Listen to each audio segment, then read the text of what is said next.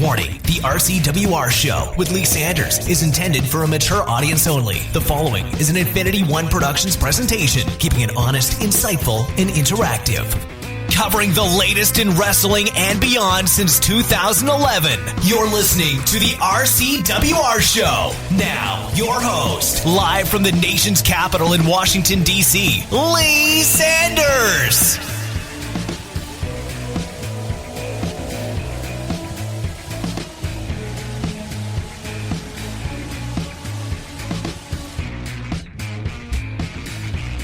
How the hell y'all been? Lee Sanders here. You're checking out an all-new The RCWR Show coming at you all this Tuesday night of March 28th, 2017. Couple of minutes removed since SmackDown went off the air. We're going to talk about that. We're also going to backtrack, talk about WWE RAW, latest in wrestling, entertainment headlines, and beyond. You know how we do it here on the RCWR Show. Hey, if it's got you talking, definitely going to be talking about it here on the RCWR Show. You know I'm live for the next little bit. We got the chat via Spreaker. Pop your head in there, say hello. You can also get at me on Twitter, Facebook as well, at the RCWR Show. Hey, always, man, love it when we do this for you guys each and every single week, and it is a crazy week that is going down because it's Wrestlemania week. And just a little bit of a heads up, for those of you that's really not connected to the Facebook page like that, you're not really checking out posts over there, you really should, because I usually break news on the Facebook page first, and then usually I come about an hour or two later, and I'll share just a snippet of news on the other social media outlets. But Facebook is really the big bulk because solid week of great programming is going to be happening. I mean, Monday I was supposed to come on live via YouTube to present to you all a special RCWR show exclusively covering WWE Raw Fallout. But I got to be honest with you guys, when I was watching Raw right along with you all, shout out to those of you I was interacting with as well, that was really just pretty average, kind of like, there wasn't enough, honestly, for me to want to go on YouTube and talk for about 25, maybe 30 minutes at most, exclusively about WWE Raw. I just really felt that would have been like a disservice to you guys. So I just said, nah, let me go ahead, let me skip it. I'll talk about Raw, just the key points, keep it like how I usually keep it here on the show. But yeah, there was supposed to be a Monday stream. It did not happen, but as far as the programming that's going to be going on for the rest of this week, man, there is a lot of stuff that's going to be going down. Let me tell you all about it, and I'll remind you all again later on during the broadcast, maybe like right before we go off the air. But this is right on the Facebook page. It's honestly one of the last few posts that I had did within the past 48 hours, honestly. But told you Monday did not go down. But as far as tonight, you're checking out an all-new RCWR show. And then Wednesday is going to be very interesting because Wednesday I'm actually going to be hopping on Facebook Live exclusively, and I'm actually going to go over every single match that we got coming up for WrestleMania, and I'll also tackle the matches that we have for the NXT TakeOver event. So exclusive dibs, Facebook. Pop your head over there. I'm going to be coming on live this Wednesday night. I'm going to go for 7:15 p.m. Eastern. Again, 7:15 p.m. Eastern, live on Facebook Live. You'll be able to catch me offer my Call That Match Picks. I said Call That Match Pick. Call That Match Picks for WrestleMania and NXT TakeOver. And then this Thursday, the 30th, we got Impact Showdown. That'll be a simulcast. You'll be able to catch you on YouTube and Spreaker. Was feeling a little bit under the weather last week. The timing of that really had sucked because I was enjoying seeing the numbers of on-demand play for Impact Showdown on both respective mediums. So I'm actually like, you would imagine I was pretty bummed out, but I'm feeling pretty good this week. Honestly, wasn't really feeling that good last week when it came to trying to do Impact Showdown, which it didn't happen. I was going to. I mean, I had everything fired up, ready to go, but I really just was not in the zone. Not to mention, just the episode was kind of, but this Thursday, we're definitely going to do that for you guys. And then Friday, there is going to be a WWE Hall of Fame after show. That'll be live as soon as the ceremony concludes on the WWE Network. That will be exclusive for you all to check out on YouTube. And then Saturday, April 1st, it is the NXT TakeOver After Show simulcast. You'll be able to catch that on YouTube and on Spreaker. And then, of course, everything pretty much kind of coming to an end. Sunday, April 2nd, it'll be the Wrestlemania After Show simulcast.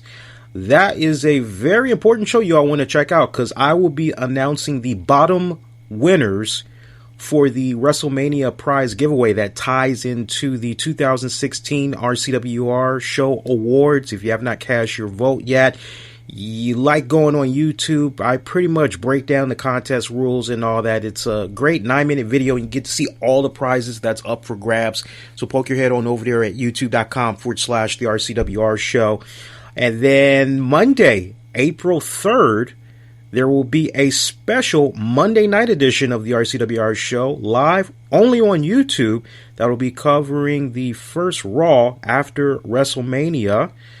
And then, of course, Tuesday night, April 4th, RCWR Show at 10 p.m. After SmackDown concludes, I will announce the top winners for the 2016 WrestleMania prize giveaway. A lot of information, I know, but I will once again give that to you all before this broadcast ends. And then, of course, stay connected to me on Facebook and Twitter, as I always try to do my best to break a little bit of news to you guys with regards to the show. Facebook always gets first dibs. A lot of cases, Twitter gets it after the fact. Sometimes Twitter won't even get it at all.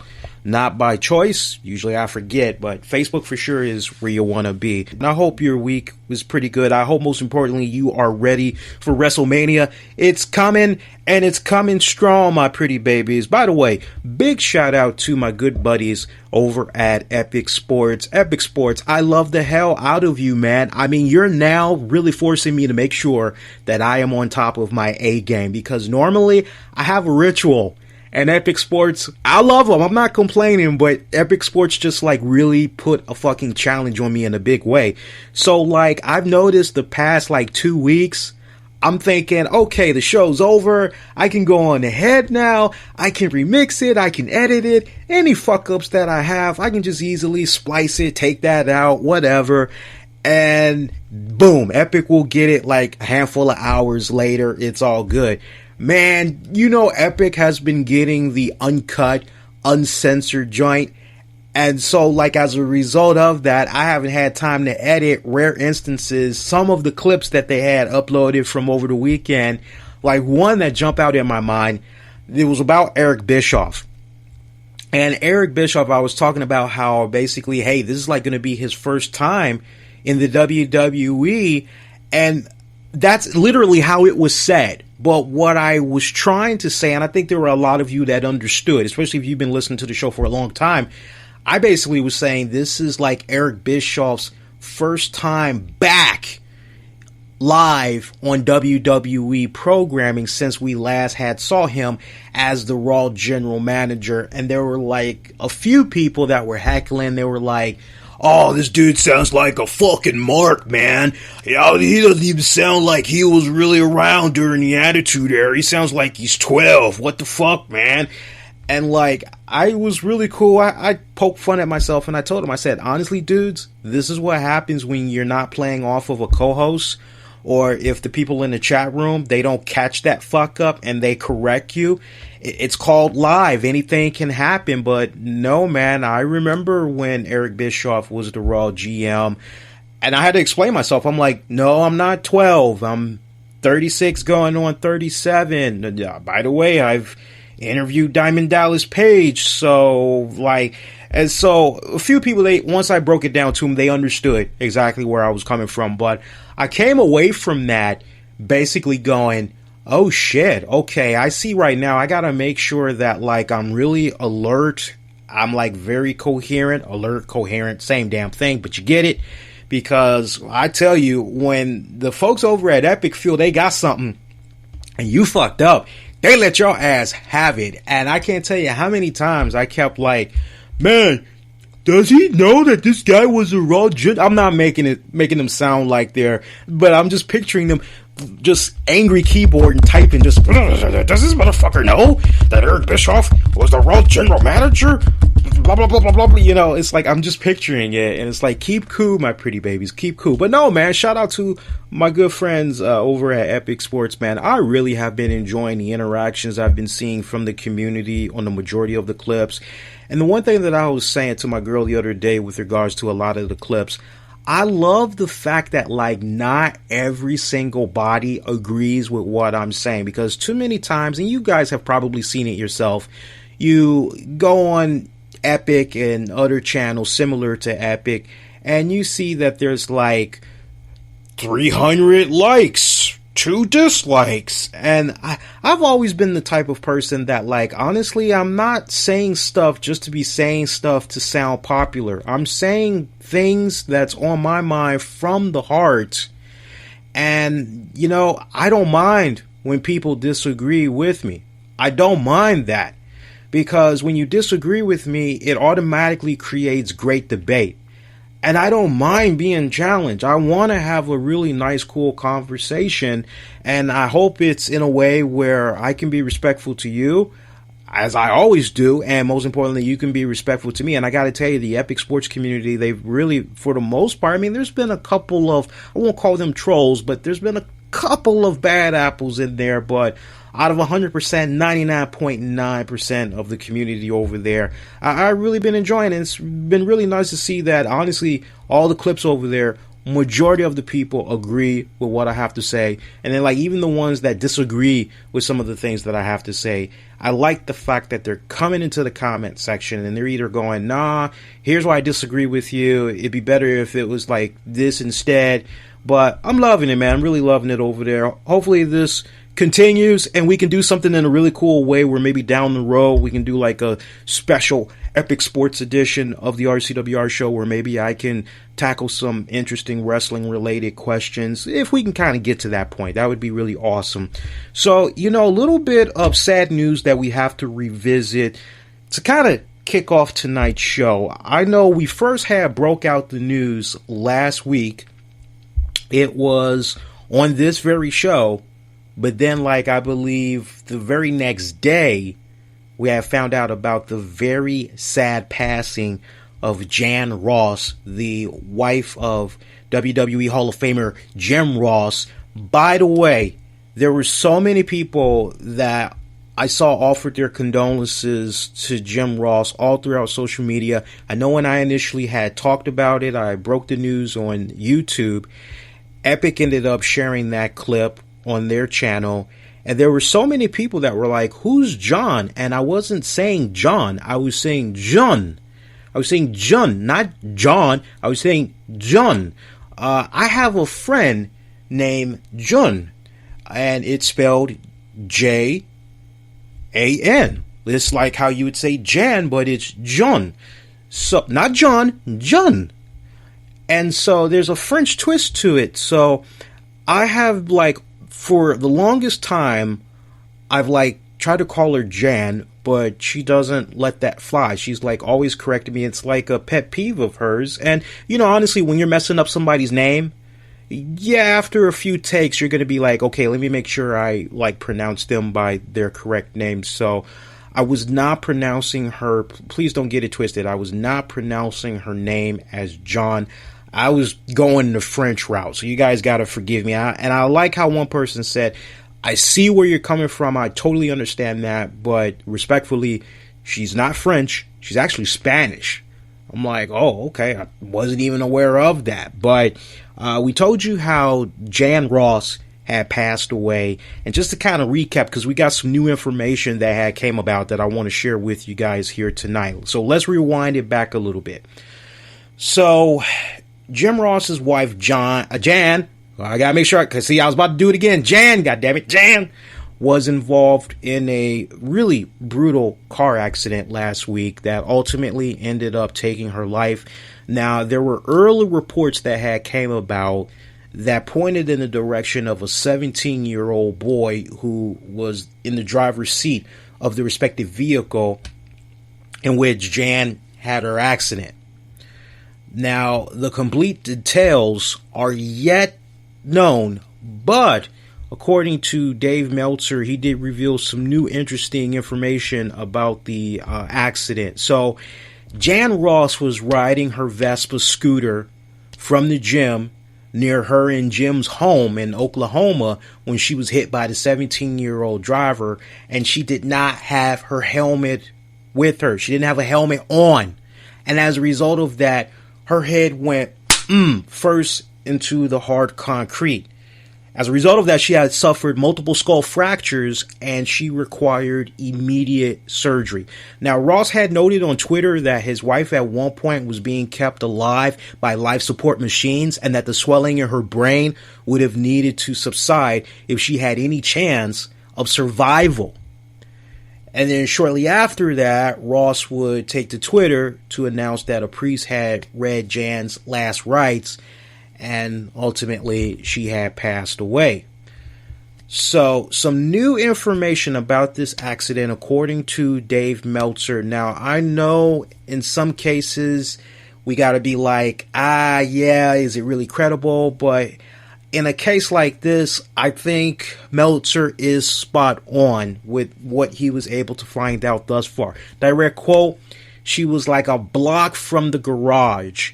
It was a hill, and I believe she was going down a hill, and the car was going down a hill. Didn't see her and ran her over. I believe the 17-year-old boy who was doing that, who went to Norman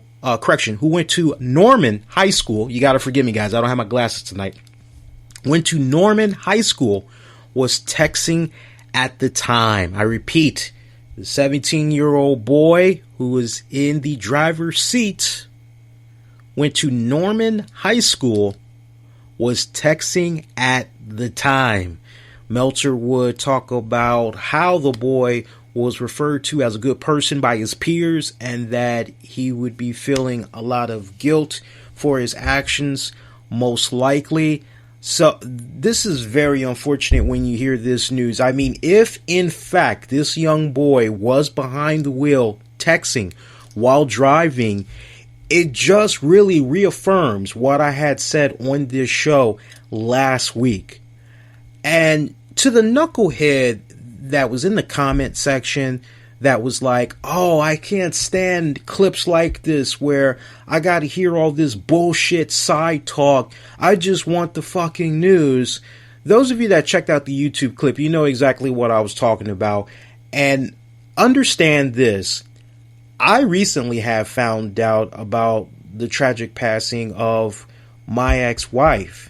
And so if anything, what I was doing, and a lot of you all, that's why I love a lot of you guys. You all are very smart. You all can connect the dots. I don't even need to finish that sentence. But for our younger folks, what I simply was doing was I was trying to bridge that gap and really kind of paint a picture for you all that maybe have not, and kudos to you if you have not gone through a period where you lost a loved one, somebody that really meant a lot to you, whether you had a relationship with them, intimate, or they were somebody that you really considered to be a friend. You know, heaven forbid you have gone to that point in your life where you have suffered such a significant loss that it's just a punch to the stomach. The wind is knocked out of you.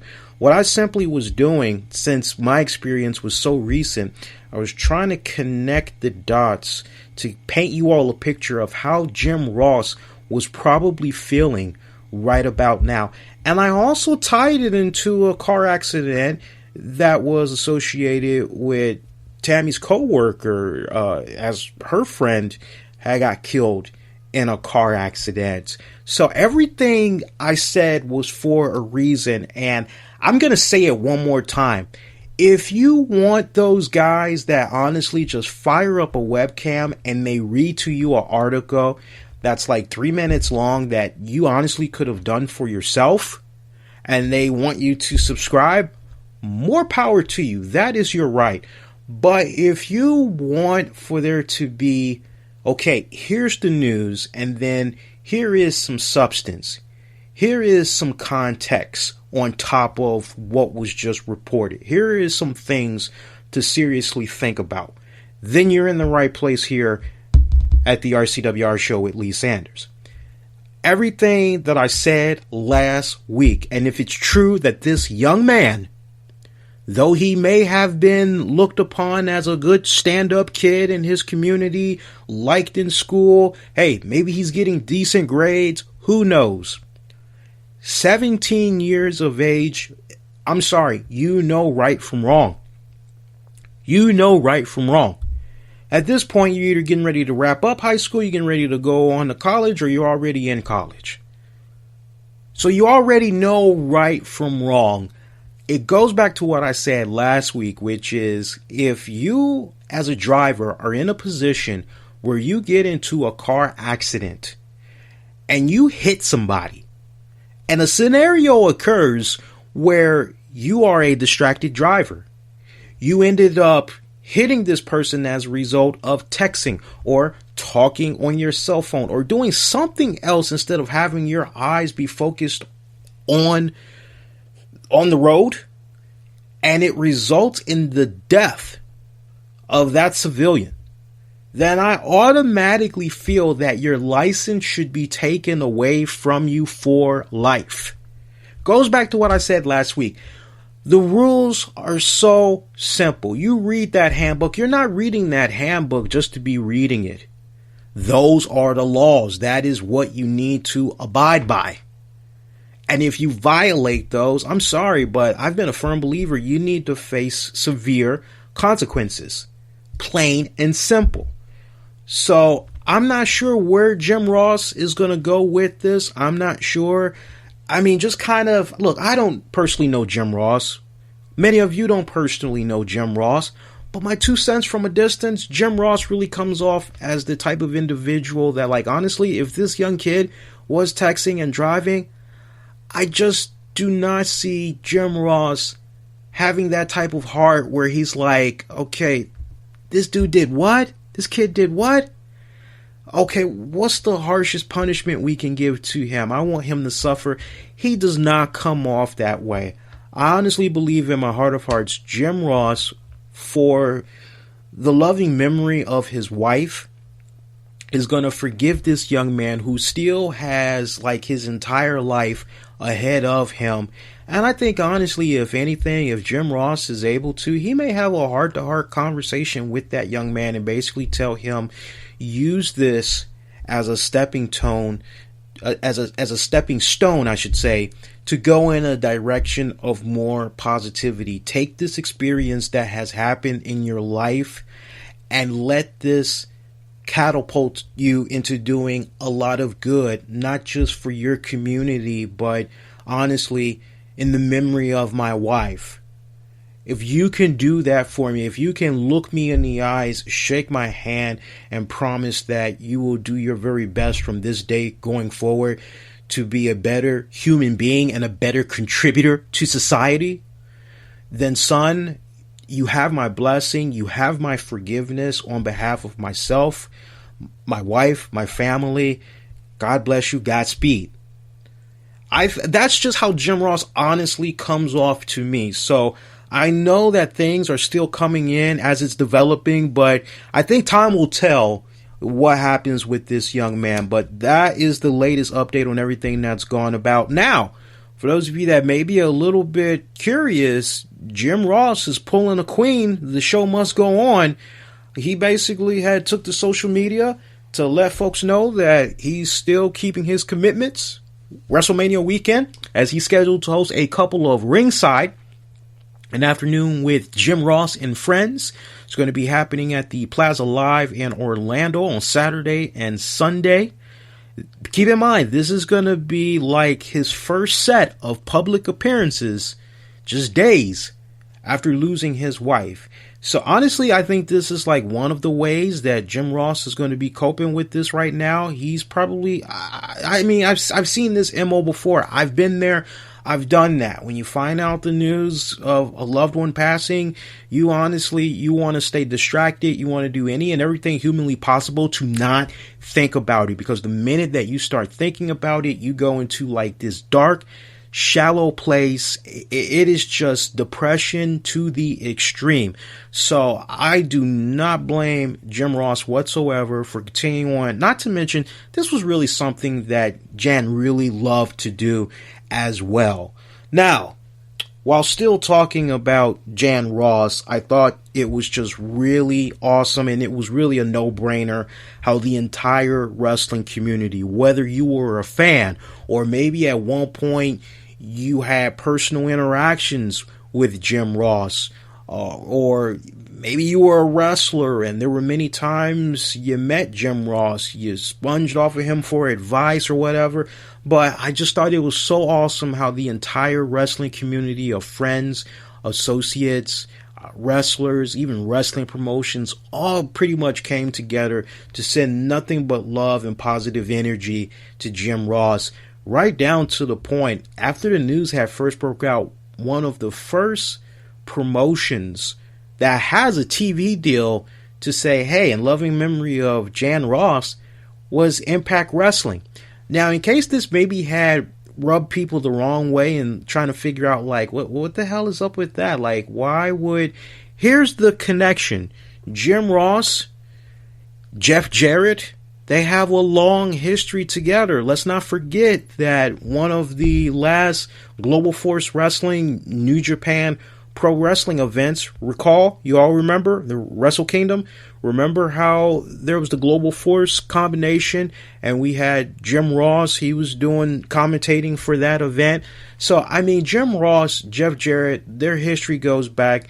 There was a couple of situations over the years where Jeff Jarrett, he really wanted Jim Ross, but for whatever reason, it never did happen. But that's the connection right there for those of you that may have been a little bit taken back by that, trying to figure out what exactly was the connection, why TNA, or correction, Impact Wrestling. I'm never going to get used to just calling them at that and not TNA anymore, but it is what it is. But interesting enough, WWE on this week's WWE programming, Raw and Smackdown, they did not acknowledge her passing whatsoever. Right down to the point, and I had found this out like minutes before I actually went live on the air here for you guys. I was like, let me go on the WWE.com website. Let me see if maybe they acknowledge the passing of his wife that way.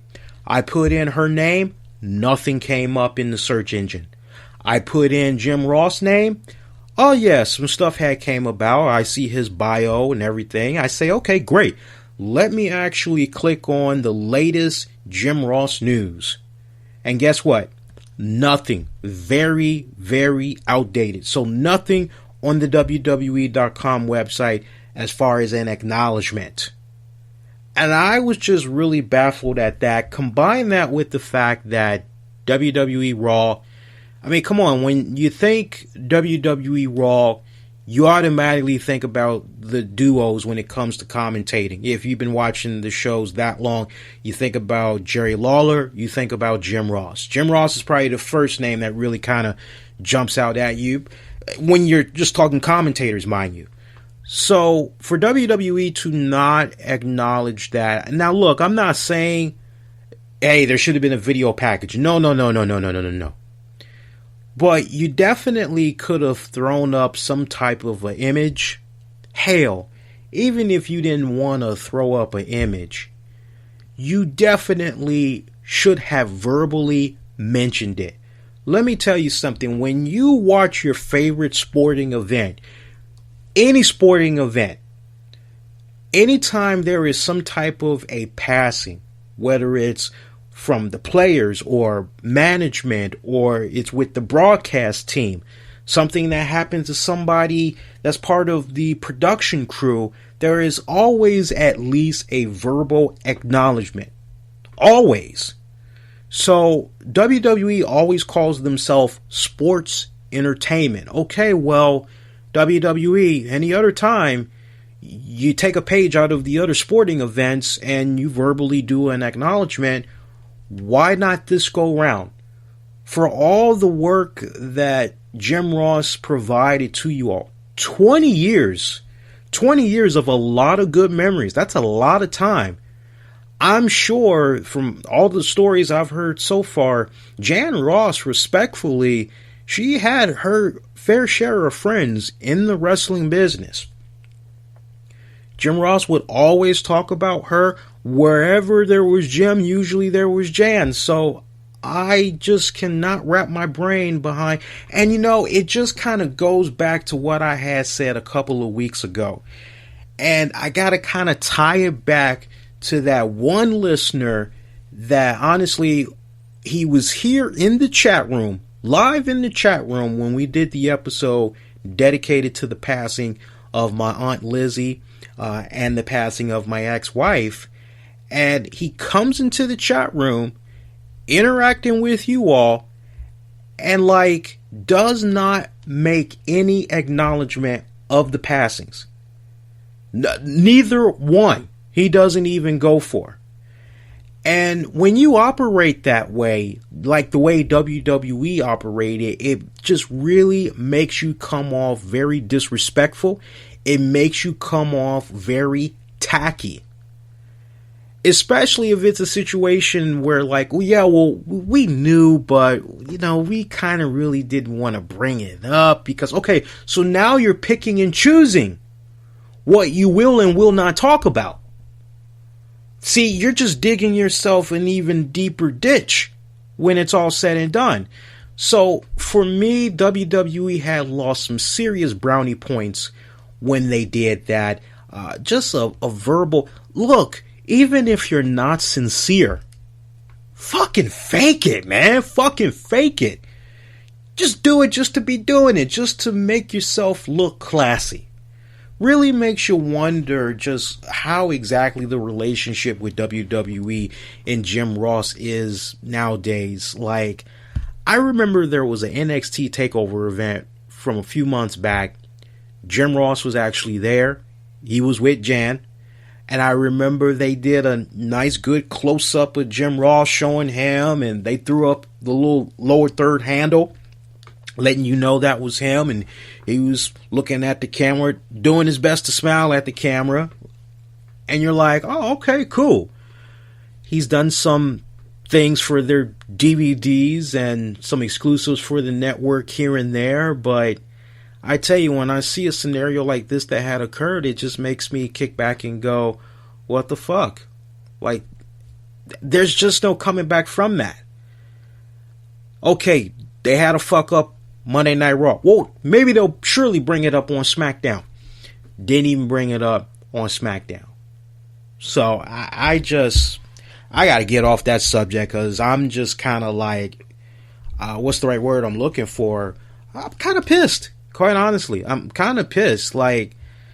God, even at your typical job and you've been putting in your respected time and you're well liked amongst your peers, supervisors, management and all that, if there's some type of a loss in your family and management knows about it, shit, everybody tries to get a card together and get everybody to sign it, get you some balloons or whatever. And even people that maybe don't even know you, never spent 5 minutes even trying to talk to you, they take the time out to fill out that card because it's classy. It's just the right thing to do. And hell, at the end of the day, you feel really good because you appreciate the sympathies, the support that's coming in for you during your time of grieving. So, just really weird, man, that they dropped the ball like that. But, man, you know what? It is what it is. Other than that, we were talking about Raw. Speaking of women, as far as recognizing women, they did recognize Maya Angelou. I thought that was a nice little spot that they had did on Raw this week. Not really too much action had jumped out at me from WWE Raw, I gotta say.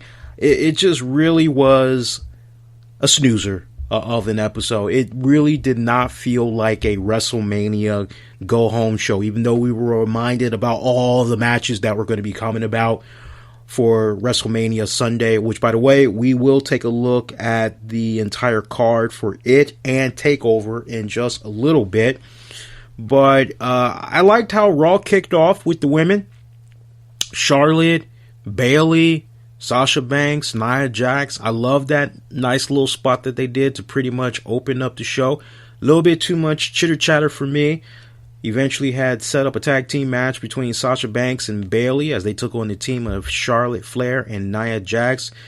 Your team ended up winning was Bayley and Sasha Banks, but you had a strong dominating performance by Nia Jax afterwards as she pretty much just ran roughshod on all the women in the ring, holding up that women's title high to the ceiling, making you wonder if maybe that's going to be the sign to come, a taste of things to come at Sunday's WrestleMania. We shall wait and see with regards to that. Also, we had a scenario come about where Austin Aries, for the cruiserweight side of things, he defeated Noam Dar, made pretty much quick work out of him. Also, we had got our official contract signing for Triple H taking on Seth Rollins. Remember, they're going to be doing a unsanctioned match. I love that segment. That was really good. Triple H really, honestly, I really felt that it was a equal segment this go round. I really felt that Seth Rollins, Triple H, they had a nice, good balance compared to what we saw tonight on SmackDown between Miz, Maurice, Cena, Nikki Bella. This was a more balanced segment. They got out all their bullet points. I love their chemistry. You could really, really tell when you just look at stuff like WWE 24/7, things of that nature. You just really kind of look past the cameras.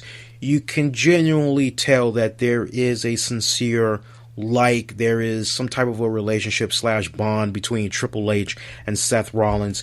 And honestly, these two guys have really just been playing very well off of each other. This is actually one of the matches I'm actually looking forward to seeing at WrestleMania. And I love the fact that, and I gotta comment on this respectfully, because when I saw this first broke out, I just was like, okay, really? You guys are gonna go there? Okay, well, if you guys are gonna go there, okay, we'll go there. But I thought it was rather interesting that the selection music for this, they used Metallica's Am I Savage from their new Hardwired to Self-Destruct album. Great fucking album, by the way. I've got all of Metallica's albums. If you ask me how does this compare to Death Magnetic, oh my god, I'm still in love with Death Magnetic, but I gotta tell you, this is a damn good, it's the nice trend, a continuing trend at that, of Metallica trying to go back to their Ride the Lightning, Kill 'Em All days of studio material. So I got to give it up for that. But I love the Metallica selection music to pretty much capsule this whole feud that's been going on with these guys. What they say now, what they've been saying about this, it's been years in the making or whatnot.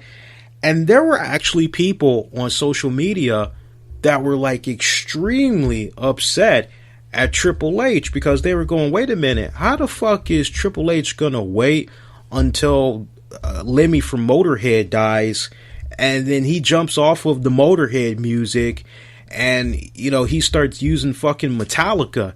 And I'm kind of going, you guys do realize that when Triple H had faced The Undertaker at WrestleMania, one of the songs that they used was Memory Remains by Metallica, and that was off of was that on Load or was that Reload?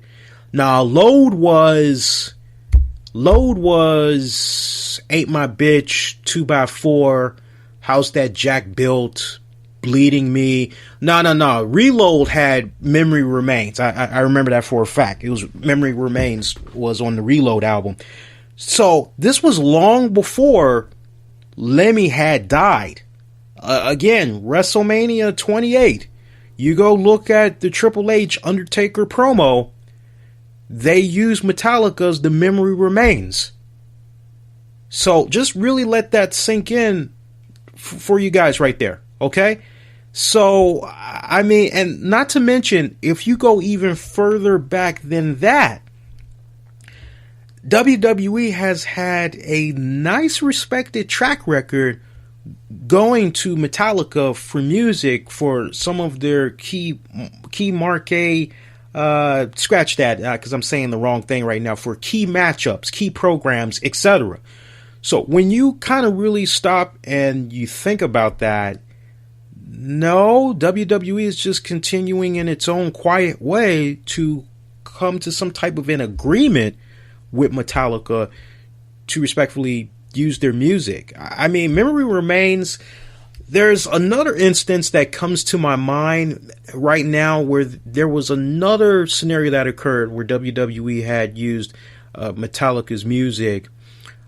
I had the song on the tip of my tongue, and it's probably going to come to me later on during the broadcast, maybe even after we take a commercial break. So shout out to Epic Sports. You may have some work ahead of you because I may remember somewhere as the episode continues. I'd really appreciate it if you could splice in this with when I do remember when Metallica was last used before that. So honestly, I'm not surprised at this whatsoever. So you all that's like, oh, Triple H is getting off of Lemmy's dick now. Now he's riding Metallica. No, my pretty babies. Y'all got it wrong right there. It might come off that way, but no. So that was a great little spot that we had. So I really had thoroughly enjoyed that. Some other action that came about from Raw this week. We had Goldberg and Brock Lesnar. They locked it up one more time. I was so disappointed by that segment. That segment was like the drizzling shits. Honestly, we pretty much saw Paul Heyman, Brock Lesnar come out, pretty much hyping up the big fight, the final encounter at WrestleMania Sunday. Goldberg comes out. He talks a little something. He's like, enough with all this talking. How about we go ahead and we fight already? And we see Brock Lesnar. He's getting ready to come out of the ring. He comes down to the floor, meet up with Goldberg. Boom, Goldberg gives him another spear. And Raw just pretty much goes off like that. I mean, that was just really...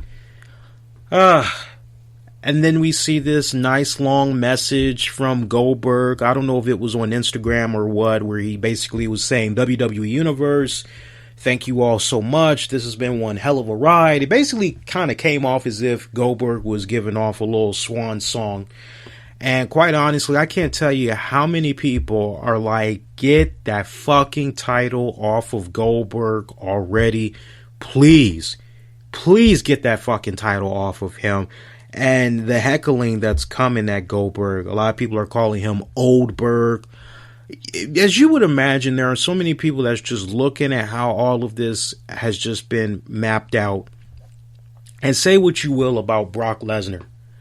But see, here's the thing. Here's why Brock Lesnar is getting a lot more slack from WWE fans. Hey, Brock Lesnar may be a part-timer, but at least when we see him, a couple of things. He's been making more appearances than Goldberg. And not to mention, when he does do his thing in the ring, he gives us an entertaining match or fight. Even if it's just really a series of him doing a bunch of German suplexes, he's still showing up and holding it down. He's representing.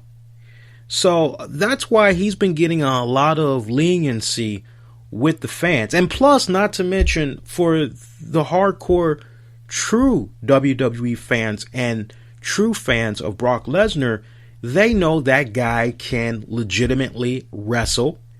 They know he legitimately knows his MMA. So they know he is a legit fighter. But this whole story with Goldberg, I'm just not really feeling it. Hell, even when you go back to the old territory days and you had the champions that were running around taping all of their vignettes that could be used for a couple of months worth of programming, even they were doing guest spots here and there in that respected city, taking on whoever was the top guy for that respected promotion, try to do what they can to put him over, increase that guy's stock, all that good jazz. But even they were still going out and they were doing matches, whether it was for the title or non-title matchup. Maybe they were involved in a tag match or whatever. when I look back on the Goldberg experiment in retrospect, it's just kind of one of those things that kind of make you go, really, did WWE, now to WWE's credit, a two-parter, did WWE try to do right by the fans, and rather than just throw a bunch of money at Goldberg, did they actually try to sit down with Goldberg and say, hey, look, we like to do this with you. We'd maybe want to put you in a few tag team matches, let you give a little bit of a rub off to some up and coming guys on the roster here. What do you say? They maybe, to their credit, tried to go that route. And maybe Goldberg shot that down. I tell you what, we really will not know until this current deal that Goldberg has with the WWE concludes. Like, it expires, it lapses because he's met all of his respected commitments.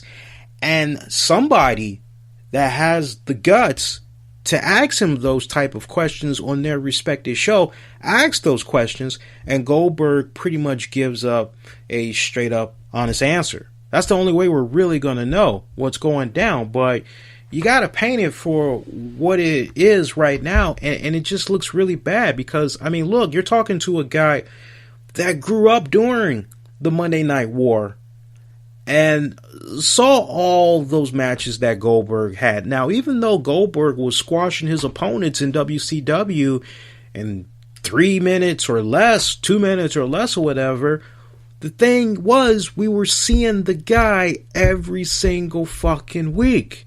And on top of that, we were starting to see his evolution in the ring. We generally were starting to see his evolution. It was like the more and more he was in there, the more and more that he was working, the guy was getting better. Was he still sloppy as fuck in a lot of areas? Yes, but there was marginal improvement when it was all said and done. I mean, just think about it for a second. Let's really put this down in layman's terms. You want to learn how to play guitar. Well, you're not going to be like Mark Tremonti or fucking Jimmy Page or fucking Prince.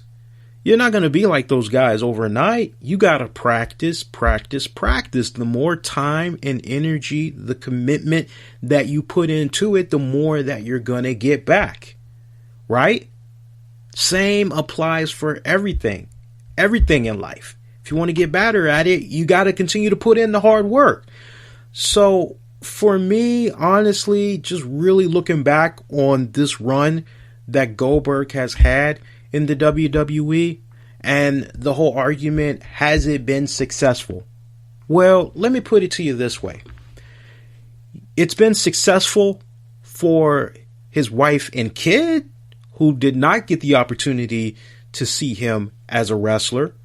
They're now getting a taste of what it was like, so it's almost kind of like, oh, gee willikers, we can now scratch that off the bucket list. But no, for the wrestling fan, I would even make the argument that probably the truest Goldberg fan would go, nah, man, this has been a bust. This really has not been a successful run. You and me can brainstorm for hours reflecting on how this run could have been better. I mean, quite honestly, if I got to be brutally candid with you all, I actually, and I can't believe I'm saying this, but see, this is what makes me so different, man. We all have our own opinion. And although y'all may not disagree with me, and I might not disagree with some of the things you say, respectfully, we can agree to disagree.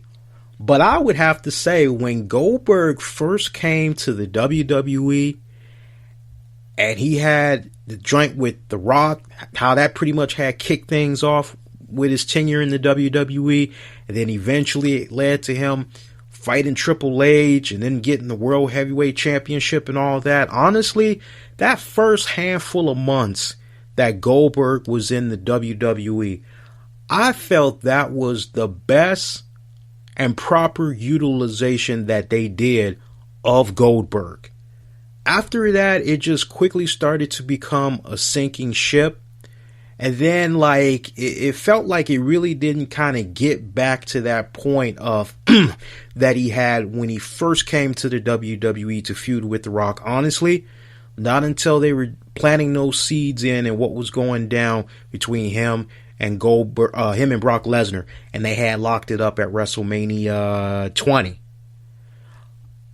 That's my honest take. Some of you all may disagree with me on that, but honestly, for me, I wouldn't be surprised if there were some of you all out there that honestly would look at this current WWE run and say, nah, Lee, I'm going to go a step further, dude. Shit. Goldberg's current run compared to his run in WCW, hands down, the WCW run was better, man. I enjoyed that shit more than this garbage that we got going on right now. So as you would imagine, there's a lot of people that just honestly want the title off of Goldberg already. Will it happen come WrestleMania? Well, you'll have to stick around, because Wednesday night, 7:15 p.m. Eastern, I'll be live on Facebook, and I will be offering WrestleMania 33 predictions in a special installment of our Call That Match edition of the RCWR Show. Other than that, some other stuff that came about. We saw New Day, once again, another backstage skit. They were in Philadelphia. Raw was Brotherly Love. They showed some footage of the guys from earlier in the day as they ran up those infamous steps where the Rocky statue is and all. Or I think it's kind of close near there, if I'm not mistaken. I know it's moved a couple of times over the years. Other than that little spot, we found out that there's going to be a musical performance done, headlined by Pitbull, Flow Rider, I think some guy named Lunch Money, and I don't know the name of the other guy, but when I was looking at the mugshot, I'm sorry, did I say mugshot? Well, it did come off as a mugshot. I thought that was like the most hilarious fucking image I saw. I mean, you see Pitbull's kind of looking like, sup, nigga? And then you see Lunch Money, he's kind of like, psh, what's up? And then you see, I don't know, you see Flow Rider, you're like, oh, okay. And then you see this other guy. I don't know who the other guy is. I don't know my celebrities, musicians, and all that like that. But you see some black guy with a beard, and he just looks like, he looks like, I mean, every single mugshot of these guys, it looked fucking brutal. I mean, Pitbull looks as though maybe he is waiting for proper arraignment, because he looks like maybe he sexually molested a girl. And then you got the black dude with the beard. He looks as though maybe he was a Lyft driver that tried to get him some from one of his passengers, and it did not go right, and she ended up calling the cops on his ass. I mean, all of them. I mean, could you use some better screenshots for these damn guys? I mean, they just look, you know, I'm not being discriminating or anything like that, man, but it's like, if I'm gonna like try to do my best to promote some type of an event, you know, it's supposed to be a happy, festive event and everything, I kind of want for the faces of these celebrities to look a little bit kind of happy or whatever. We've seen Pitbull happy many times, especially when he got that money from, what was it, Bud Light or whatever? Don't stop the party. I mean, what the fuck, man? But, you know, it is what it is. But I saw some interesting comments with regards to the whole music selection that we have. A lot of people were really, like, disgruntled at the fact that, shit, once again, rap is dominating at WrestleMania this year. And a lot of people were kind of questioning, like, whether WWE is, like, really truly current on a lot of the music that's going on right now, because a lot of them feel that there was like better acts that they could be going to. And I kind of agree with them to a point, because I mean, when you really think about it, I mean, if you ask me honestly how I would do WrestleMania, I would switch up the genres every year. I would try to do my best to not have the same genre 2 years in a row. I just would not do that. I mean, honestly, you should be pulling like a Paige out of Saturday Night Live. Saturday Night Live needs to get a lot of credit because every single time Saturday Night Live is back for a new season, they usually try to reach out to the hottest artists that are doing their thing right now on the scene. Especially artists that, like, you know, that whole summer that they were off, or just so far that calendar year up until when they come back for their fall premiere and all that, they always try to show love to whoever is buzzing right now, whoever's got the people talking. They especially try to look out for those that maybe are going to be like Grammy nominated worthy and all that. So I wish WWE would really start taking a page out of SNL's playbook and like go respectfully in that direction. Now, could they afford Adele? Yeah, but the question is, will they want to pay that kind of money, right? Or maybe realistically, you probably could get away with Metallica. I don't think anybody would frown upon that. Metallica come in for like a 20-30 minute set. I think a lot of people would be fucking happy with that. Throw some Megadeth in there. Throw some 21 Pilots. I mean, shit, it's like there's a plethora of great acts that's out there.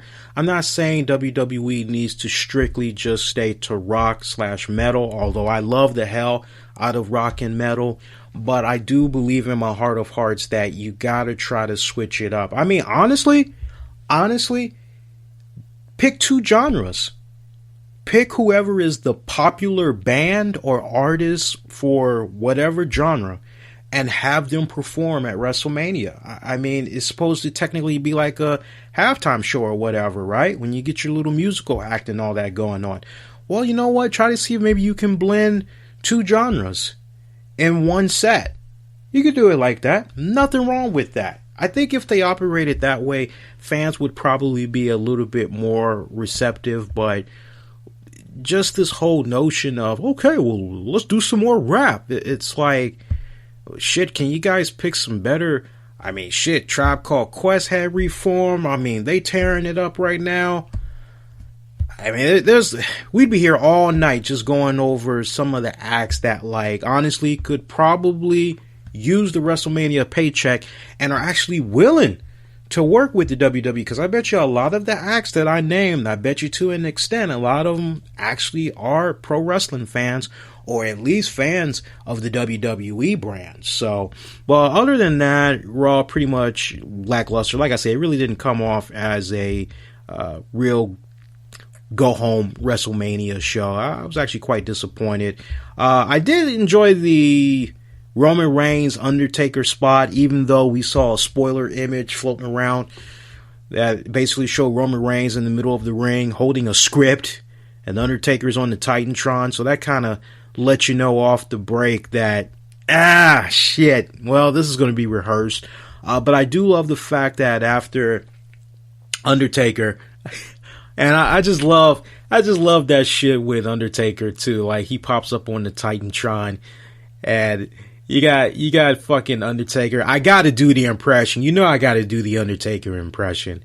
He basically tells Roman Reigns, Roman Reigns, you made a mistake thinking this was your yard, because truly it is my yard. As far as your empire, it will fall, because WrestleMania will be your ultimate thrill ride. I just like that. And he was saying, I made a special grave for you. I like that. I like that whole spot. That was all nice. Afterwards, we saw the lights go dim. We heard the gong. And then, boom, right there in the middle of the ring, Undertaker is there. Roman Reigns, and I love that they did this, because not even Triple H, the last few times that he faced The Undertaker, not even Triple H reacted the way that he did to The Undertaker, like Roman did, which was when the lights were dimmed and all that, Roman did not waver. He did not shy away. He did not come off scared. He did not come off intimidated. When those lights came on, it was kind of like, I feel this dude behind me.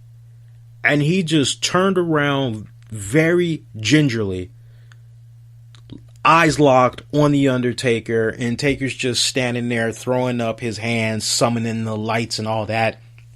And when that was going on, I thought something weird was about to go down right there. I thought for sure maybe like Roman was maybe going to try to spear Taker or whatever, but it was just pretty much a stare down.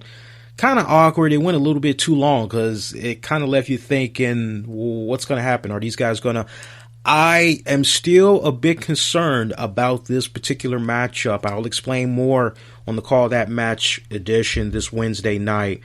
Kevin Owens was involved in a match against Sami Zayn. Rules were simple. It was a no disqualification match. Sami Zayn wins. He is in the Andre the Giant Battle Memorial match. He tried to just throw his name into the ballot, but Stephanie McMahon came up to him. I will give WWE a little bit of credit. Storyline continuity. Stephanie McMahon still trying to stick it to Sami Zayn. Why Sami is continuing to, well, I guess to a point they kind of addressed that a little bit because of the pep talk that Sami had got from Mick Foley, basically saying, hey, look, it's up to Sami now to try to hold down the fort, try to make sure what's right is set forward on the Raw roster with the talent and all, and how they're dealing with Stephanie and all. So we kind of, to a degree, understood why Sami was continuing to stick around. But as I had said last week, and if you have missed it, the clip is actually available on the Epic Sports channel. Gave a lot of thoughts on how they could have handled that situation last week, but rules were simple. Sami wins. He's in. This was a no disqualification match. It was pretty much a no-brainer that Jericho was going to get involved. Sure enough, it did come about. But first, we saw Samoa Joe, who had came down to the ring. He grabbed a steel chair from ringside, and he was actually getting ready to do some work on Sami Zayn when we had heard the music of Chris Jericho. Samoa Joe's ready, waiting for Jericho to come down the ramp, but Jericho actually came from the fan section, crossed over the barrier, attacked Joe from behind, and then from there, Joe came up shortly after that, kind of briefly got into the face of Owens. Owens decked Jericho from the apron. Sami took advantage of that with a roll-up, and Sami, as a result, is now locked for participation in the Andre the Giant Battle Memorial. So that pretty much was the gist of how everything had went down. See, other than that, SmackDown was pretty good this week. I must say, I actually enjoyed, I find myself saying this a lot more as of late, man, but SmackDown has really just been delivering. And SmackDown really felt well executed this week. I gotta admit, the contract signing between Shane McMahon, AJ Styles, I thoroughly had enjoyed that, and I love the elephant that was addressed in the room, which was basically AJ saying to Shane, hey man, look, I know you've been in the ring, you've had some matches with Undertaker, Stone Cold Steve Austin, Kurt Angle, but those guys are nothing compared to what you got in me and what you're going to be facing at WrestleMania. And need I remind you, this isn't a no disqualification match. If you are outside of the ring for just 10 seconds, you're disqualified. This is not a street fight.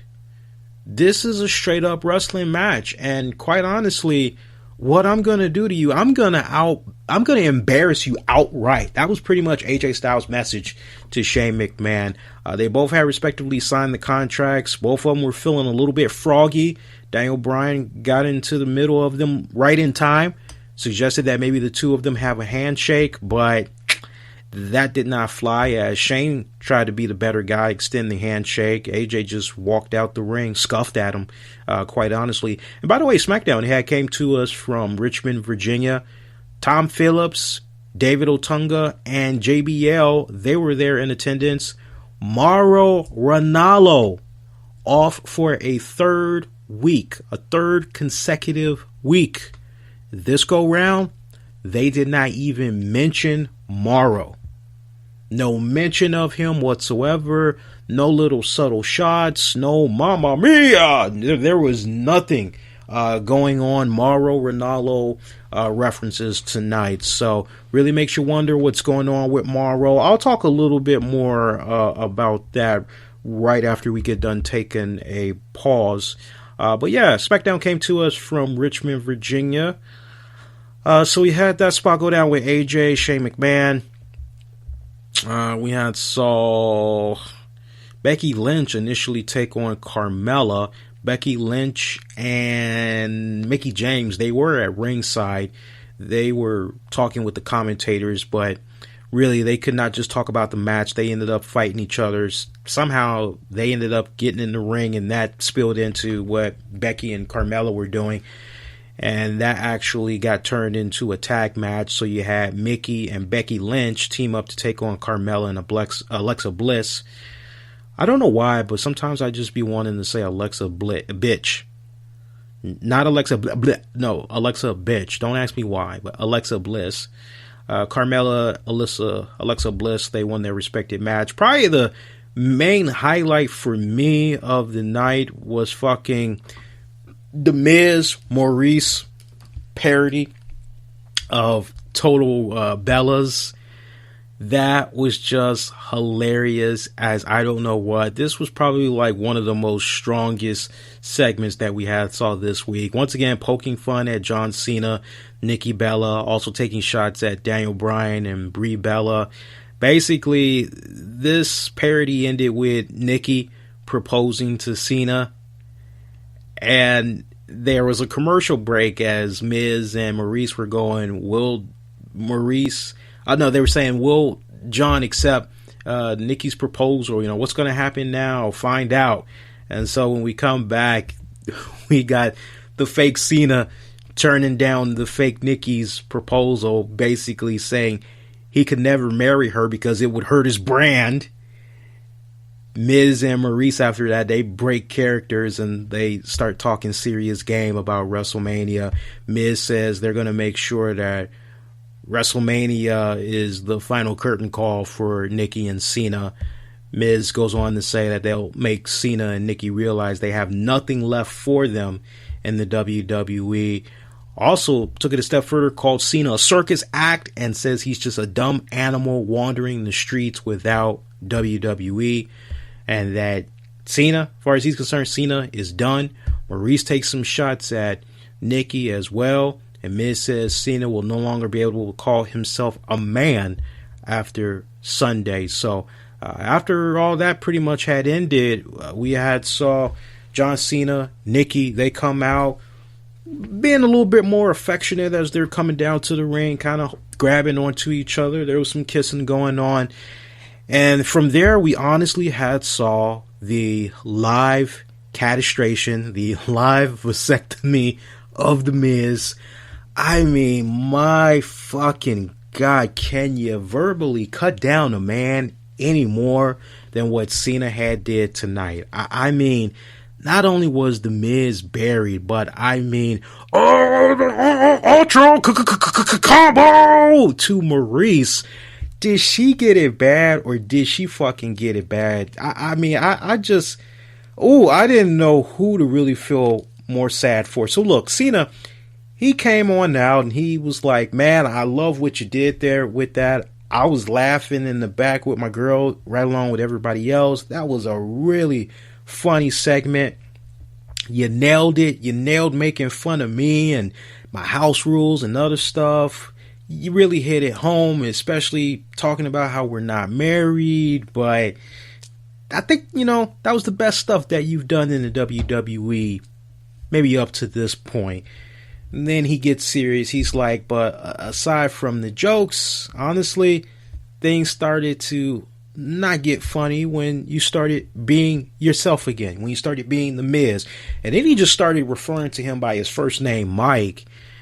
And he pretty much just started grilling into him. And really the shots that he took was on Maurice mainly, saying, for you to think that Nikki stopped you from coming back to the WWE, that is not the truth. Cena will go on and say that Maurice didn't offer the WWE anything. And honestly, reason why she wasn't given a deal before is because WWE felt that she was a waste of a paycheck. And he took it a step further, saying, if you don't believe me, hey, everybody else, go on the WWE network and you'll see a big fat zero, because there's nothing for the best of Maurice. Cena went on to talk about the Miz claims of Cena using the WWE to go to Hollywood. Cena says he's more brand loyal than Vince McMahon himself.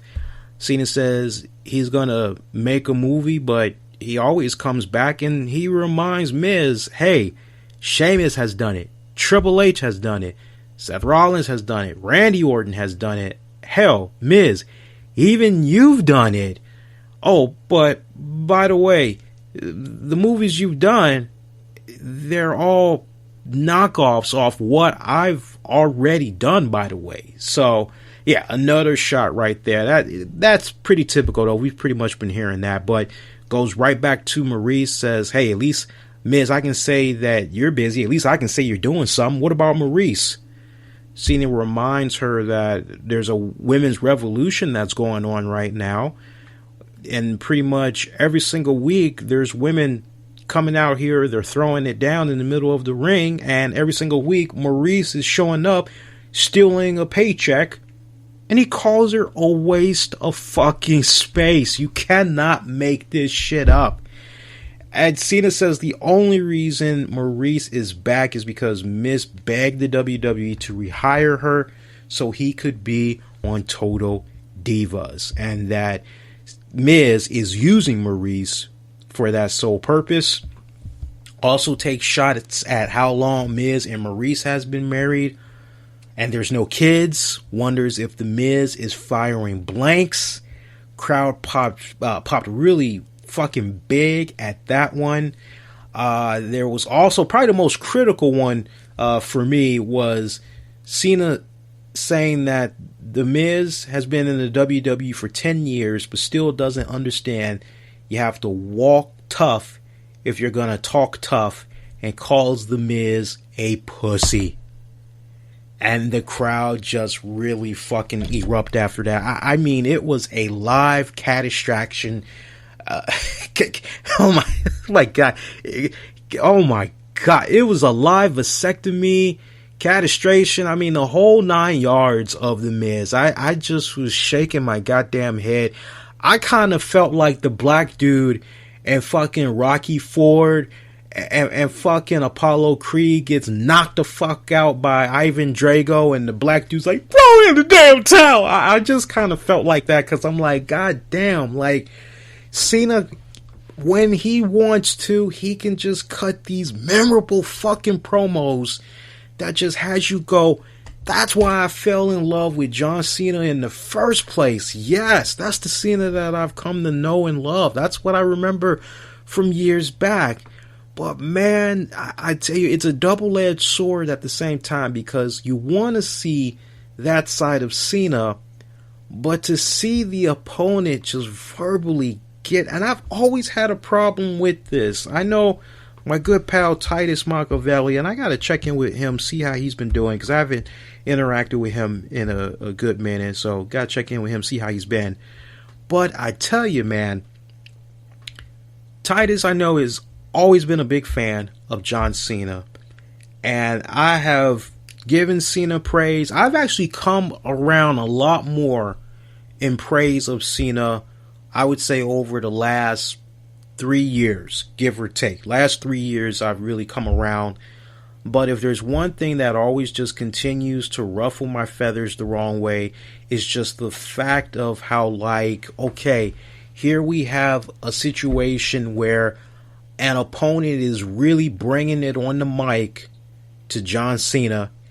He's really stepping up to the plate. He's really owning it. He's starting to carve himself out here. And whatever progress that wrestler is able to make, Cena just cuts them down to itty bitty pieces. And you're just like, and the thing that I hate the most is that the person just stands there and they take the shit. They just stand there and they just take the shit. And I just wish that we would continue to not see stuff like that happen, quite honestly, you know, because it just, sometimes it just, you go, damn. Because I was feeling all good. I know a lot of you guys are probably going to be watching this on the rewind, but like, when you go back, you're like, all right, Miz getting it good. Yeah, go ahead, Miz. Fuck yeah. There was actually some Miz chants that were going on after that whole segment was over with. But then once Cena came out and he started getting warmed up, and then he just started really ripping. Ooh. Now see, in actuality, any man would be like, hey motherfucker, don't be taking shots at my woman like that. You say something derogatory about my woman one more time, I'm gonna drop you on your fucking ass, and there ain't a goddamn thing that Vince McMahon, Triple H, or, you know, give that sense of realism. You know? Go there, because any man that, you know, that's probably the only thing I did not like about that whole segment, is the Miz just stood there.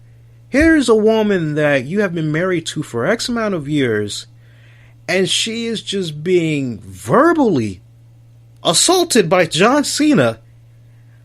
And you don't step up to the plate and tell this guy, watch your fucking mouth. You are in front of women. Do not talk that way. You know, you can talk that way to your woman, but you damn sure ain't going to talk that way to my woman. Jump out there again, man. You and me going to have some serious problems. So for me, that was probably, if I had to find one flaw, as awesome of a segment as that was, just in actuality, no man would allow their woman to be verbally taken down like that. Shit, no man would be verbally taken down like that and just stand there and fuck it, take it, looking like your eyes are about to water up and all that shit. Nah, bump that. Luke Harper, Bray Wyatt, they faced off for the very first time, non-title matchup. That was pretty good. I was looking at Luke Harper, I'm saying, oh wow, Luke Harper's got hair on the back of his head. Hey, my man, alright. So that was just part of his act then. Now he's got like a full set of hair. Awesome. I mean, he was really starting to look like Sylvester Terkay now, with the way he came out tonight. New get-up, new costume. I was really feeling it. And then I guess because as the match progressed, his hair started to get kind of damp or whatever. Bald spot is still there. I was like, damn. I was like, what the fuck is? Because when I first saw the bald spot again, I was like, it was freakish. Y'all got to rewind it back, because like anybody that's been really watching Luke Harper, you know about the bald spot.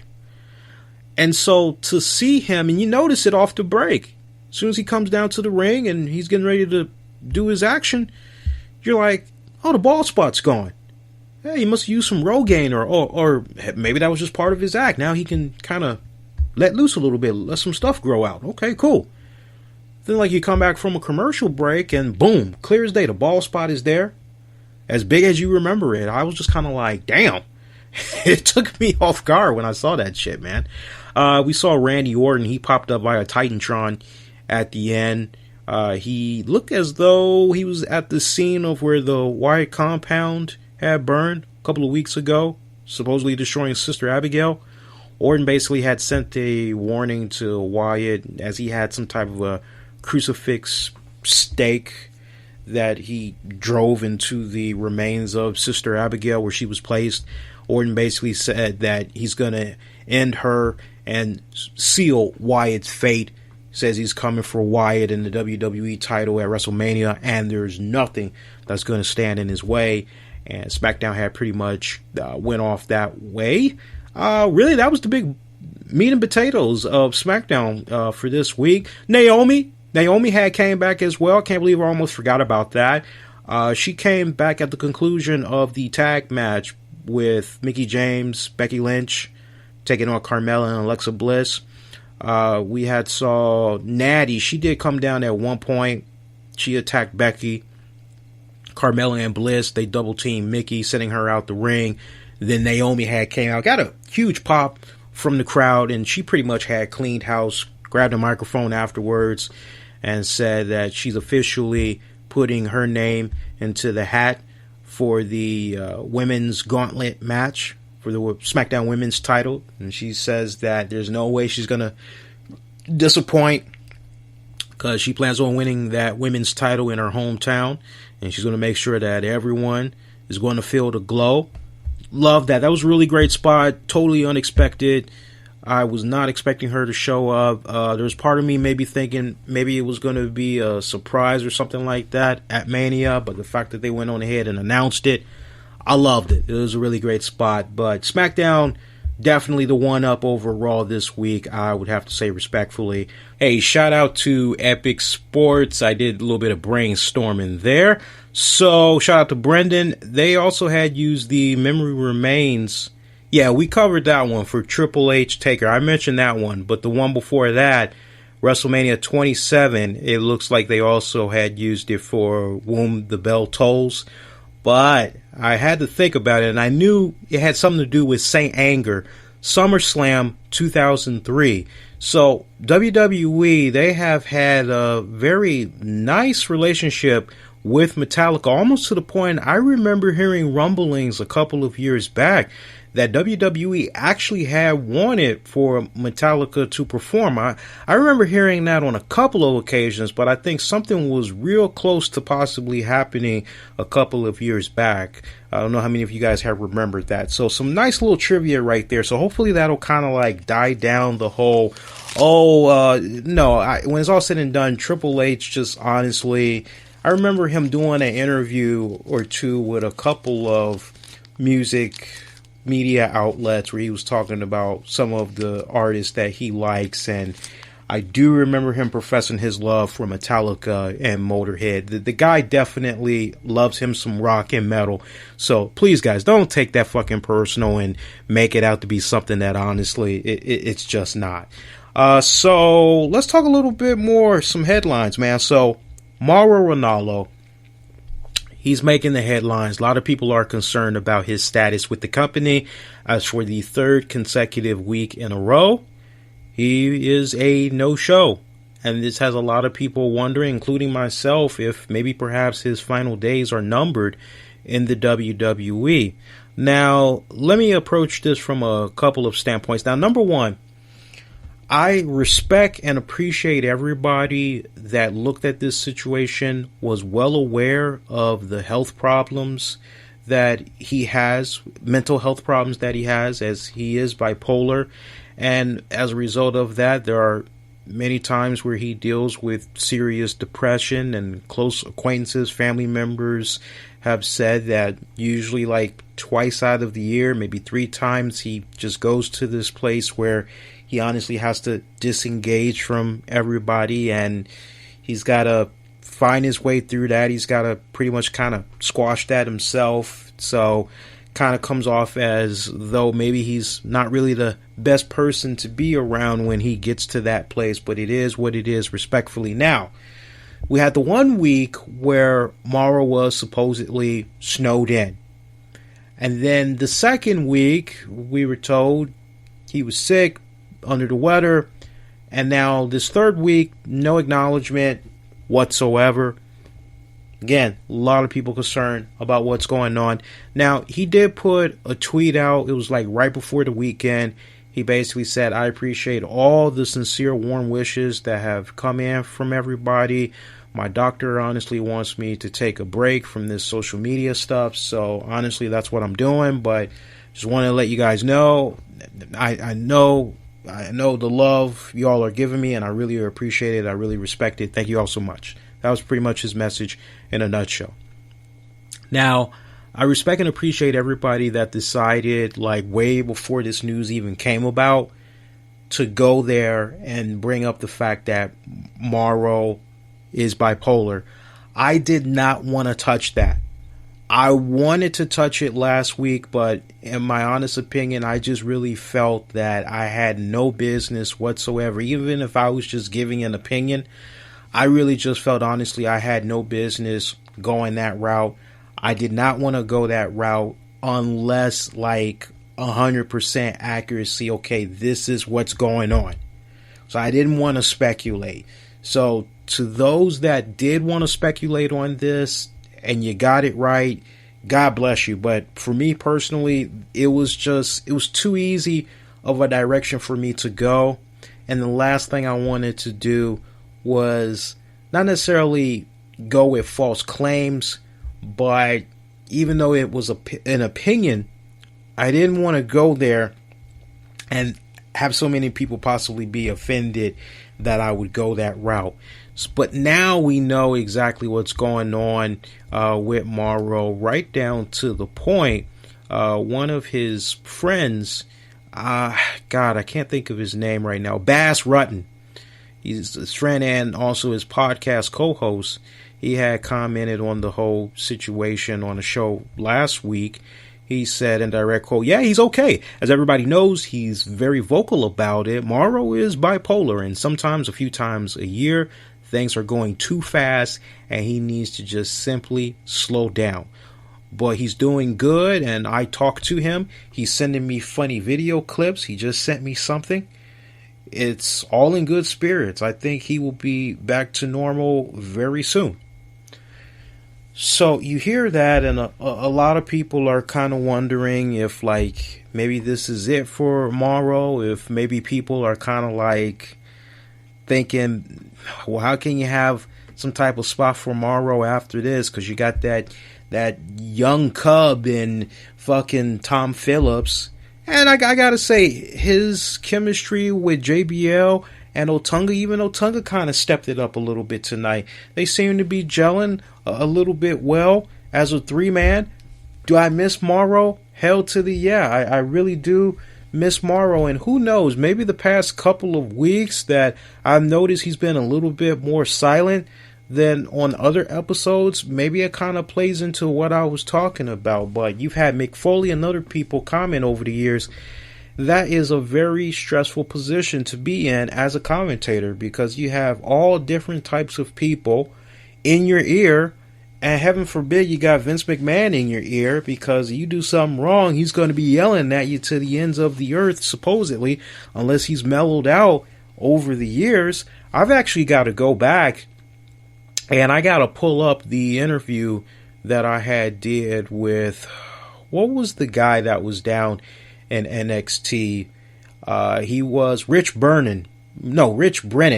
I got to go back and pull up the transcript of that interview, because I think one of the questions I had asked him was, how was it, like, at one point did he have Vince McMahon in his ear, or you know, how did that experience go about?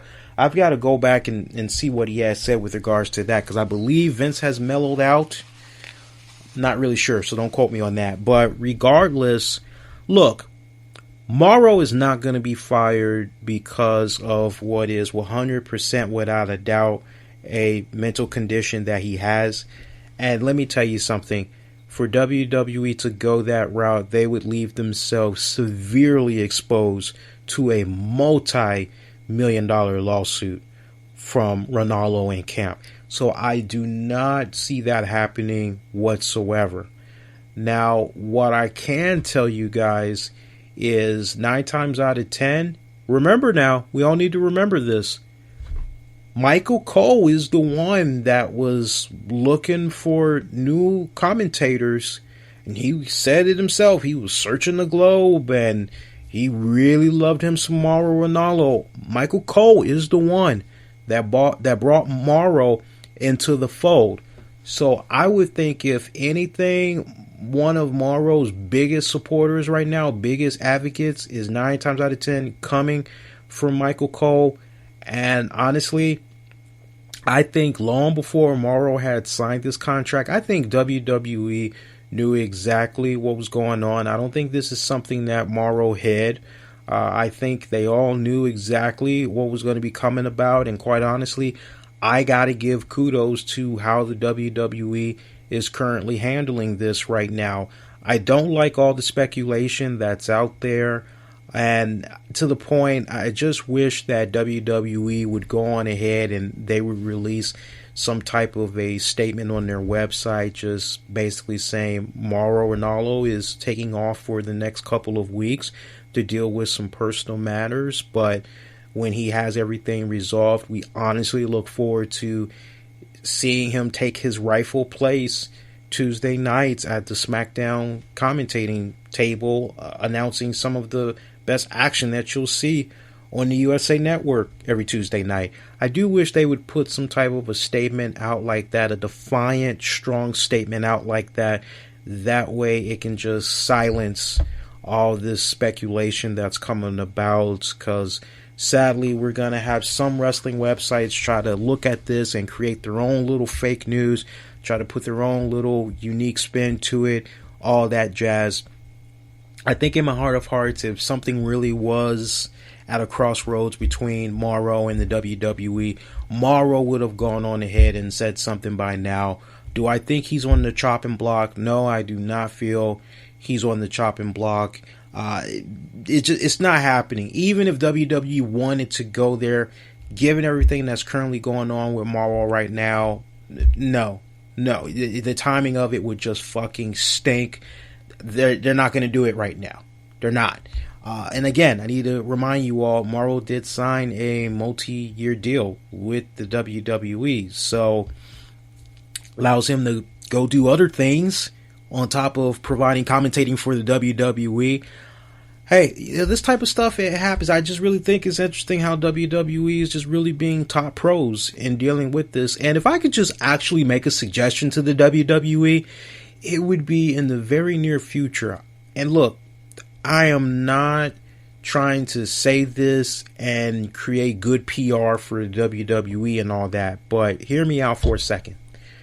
WWE wants to do these little reminders of how they have their Don't Be a Bully, Be a Star campaign, how their talents go out and they see the disabled, they see wounded warriors, they go feed the homeless, they go to schools, they read to children, they participate in some fun community activities, feed the homeless, toys for tots, what have you. And I think that is really fucking awesome. Add on top of that the whole, hey, breast cancer awareness month. Love all that. The Warrior Award. Well, you know what? People that deal with depression, people that are bipolar, I think WWE needs to really tap into that. And I mean, when you just think about how a couple of years back we had lost Robin Williams, I mean, that really had took so many people by surprise. I remember myself and Titus, when we respectively have found out the news about Robin Williams, we were fucking flabbergasted. To say depression, I mean, I can't speak on the level of depression that Titus was having.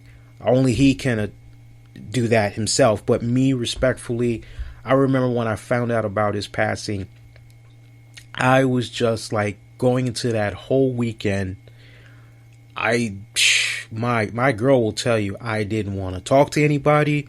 I didn't want to look at anybody. You know, I wasn't even like shedding a tear for Robin Williams. I just was like, leave me alone. I that was it. Just leave me alone. Don't talk to me. So, you know, there are people that eventually they can get themselves out of that state of mind, that state of emotion, and then there's other people that just medically, you know, they need medicine, or they need to talk to a psychiatrist or whatever. They need to work it out. And I think that is something that definitely plays a huge impact on our society. There are a lot of people that suffer quietly. They suffer in silence dealing with a bipolar disorder or dealing with some type of a chronic depression disorder that really needs to be highlighted more and more. And I think, honestly, if and when Mauro gets things together, I honestly would love to see the WWE get with him, since he's been so vocal about it. You know, he's a advocate for, you know, mental healthness and all that good jazz. I would love to see WWE get with him and try to see if maybe he would be interested in leading some type of a program. And if it doesn't space him all over the place like that, because he's already juggling a lot of different hats as it is, but if he's willing to do something like that just to really try to help spread more awareness, and basically the message that's put out there, hey, look, if you're dealing with this, you are not alone. And I'm like living proof of that. And, you know, there is help for you. I would really love to see WWE branch out a little bit more. You know, you got the whole, and I know everybody's like, oh, you know, but look, when you see the NBA cares, NFL, they got their own little version of that. WNBA, they've got their own little version of that as well. So, I mean, excuse WWE for wanting to go into those respective fields as well. I do feel that the intent is sincere, and I'm just really curious to see if that's something WWE would really take a big step in a really positive direction. I'm curious to see if they would actually go that route. But that's something strongly. If I was the WWE, if I could be a birdie in somebody's ear, I would strongly say to them, you might want to look into something like that, because there's a lot of fans that, and let me tell you something, over the years, especially when I was a kid growing up, going into my high school years, there were a lot of people that I had befriended at one point that honestly, they were either bipolar or they were dealing with serious depression, feeling very antisocial, feeling like an outcast, like nobody understood them. And it just seemed like wrestling was like the only way they could kind of like escape from reality to a certain degree. It was like their saving grace. It was like their ticket to freedom, and they could just forget about whatever was going on in the real world for that little brief period of time. Honestly, there's a lot of people that are suffering in silence, and I think that going tomorrow to really understand, you know, what it's like to deal with a bipolar disorder, deal with depression and all that, and then try to figure out ways they can do some type of an outreach, right? I think that would really, really be fucking awesome. We'll see. Only time will tell, but all the best tomorrow.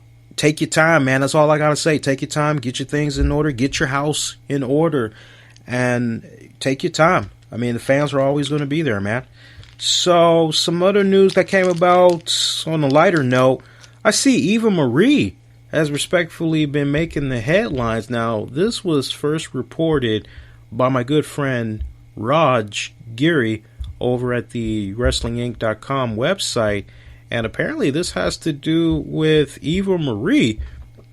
Now, Raj is saying that he had learned that as Eva Marie has not appeared on television since being suspended for 30 days back August 17th of last year for her first violation of the company's wellness policy, he asked around, and respectfully, there's been a source at WWE that informed him that the company will not, I repeat, not be renewing Eva's contract.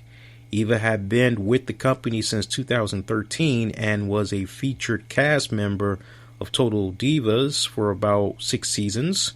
No announcement has been made by either side, but it looks as though Eva is done with the company. Now, we should know that since her suspension, she's changed her hair to solid jet black.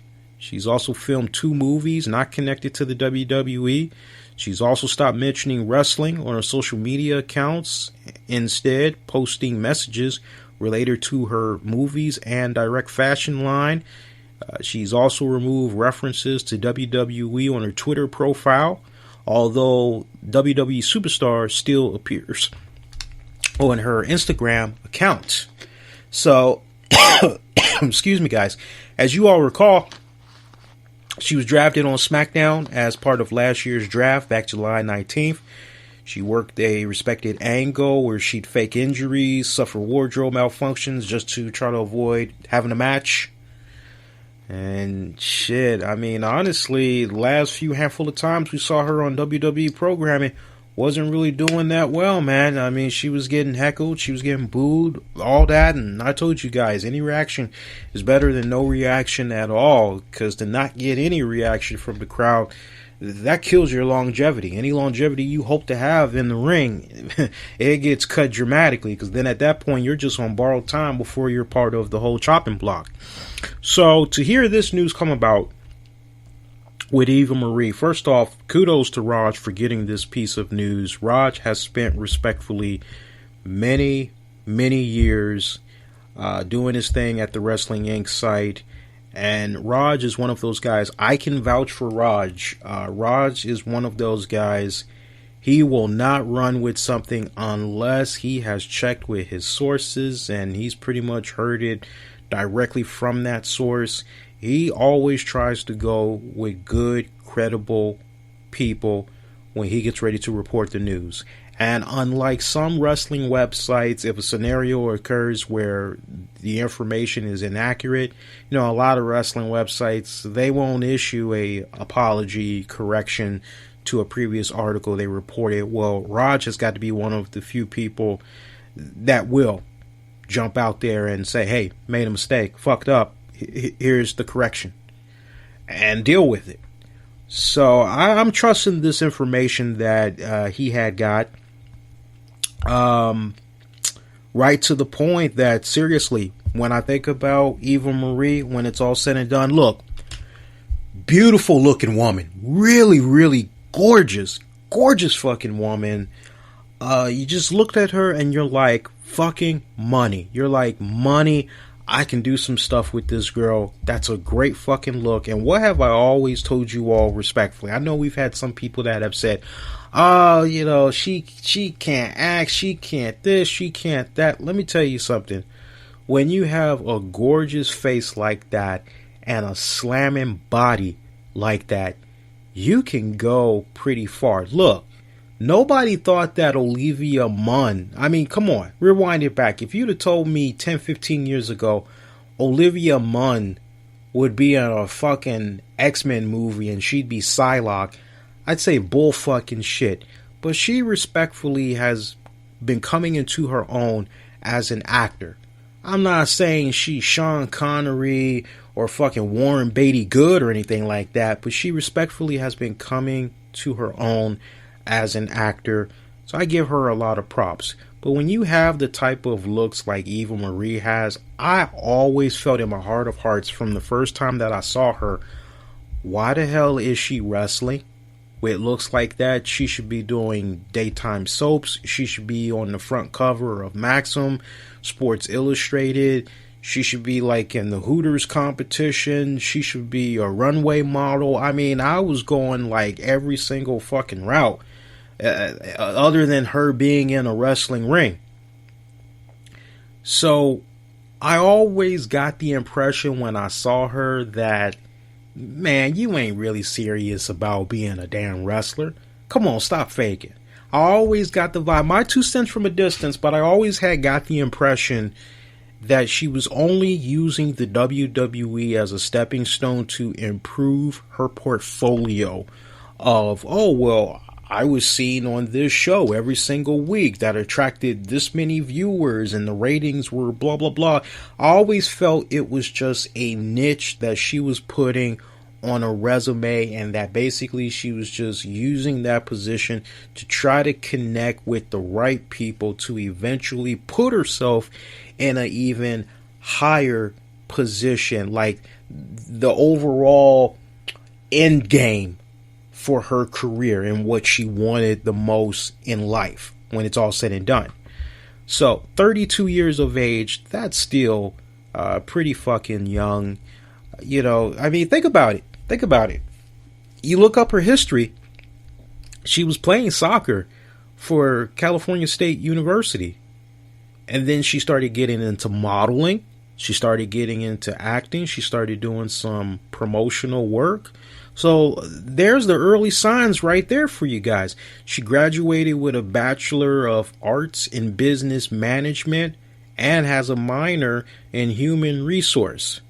And she received her associate's degree in art from Diablo Valley College. So, I mean, this girl is more than just a pretty face. This girl has some fucking brains on her when it's all said and done.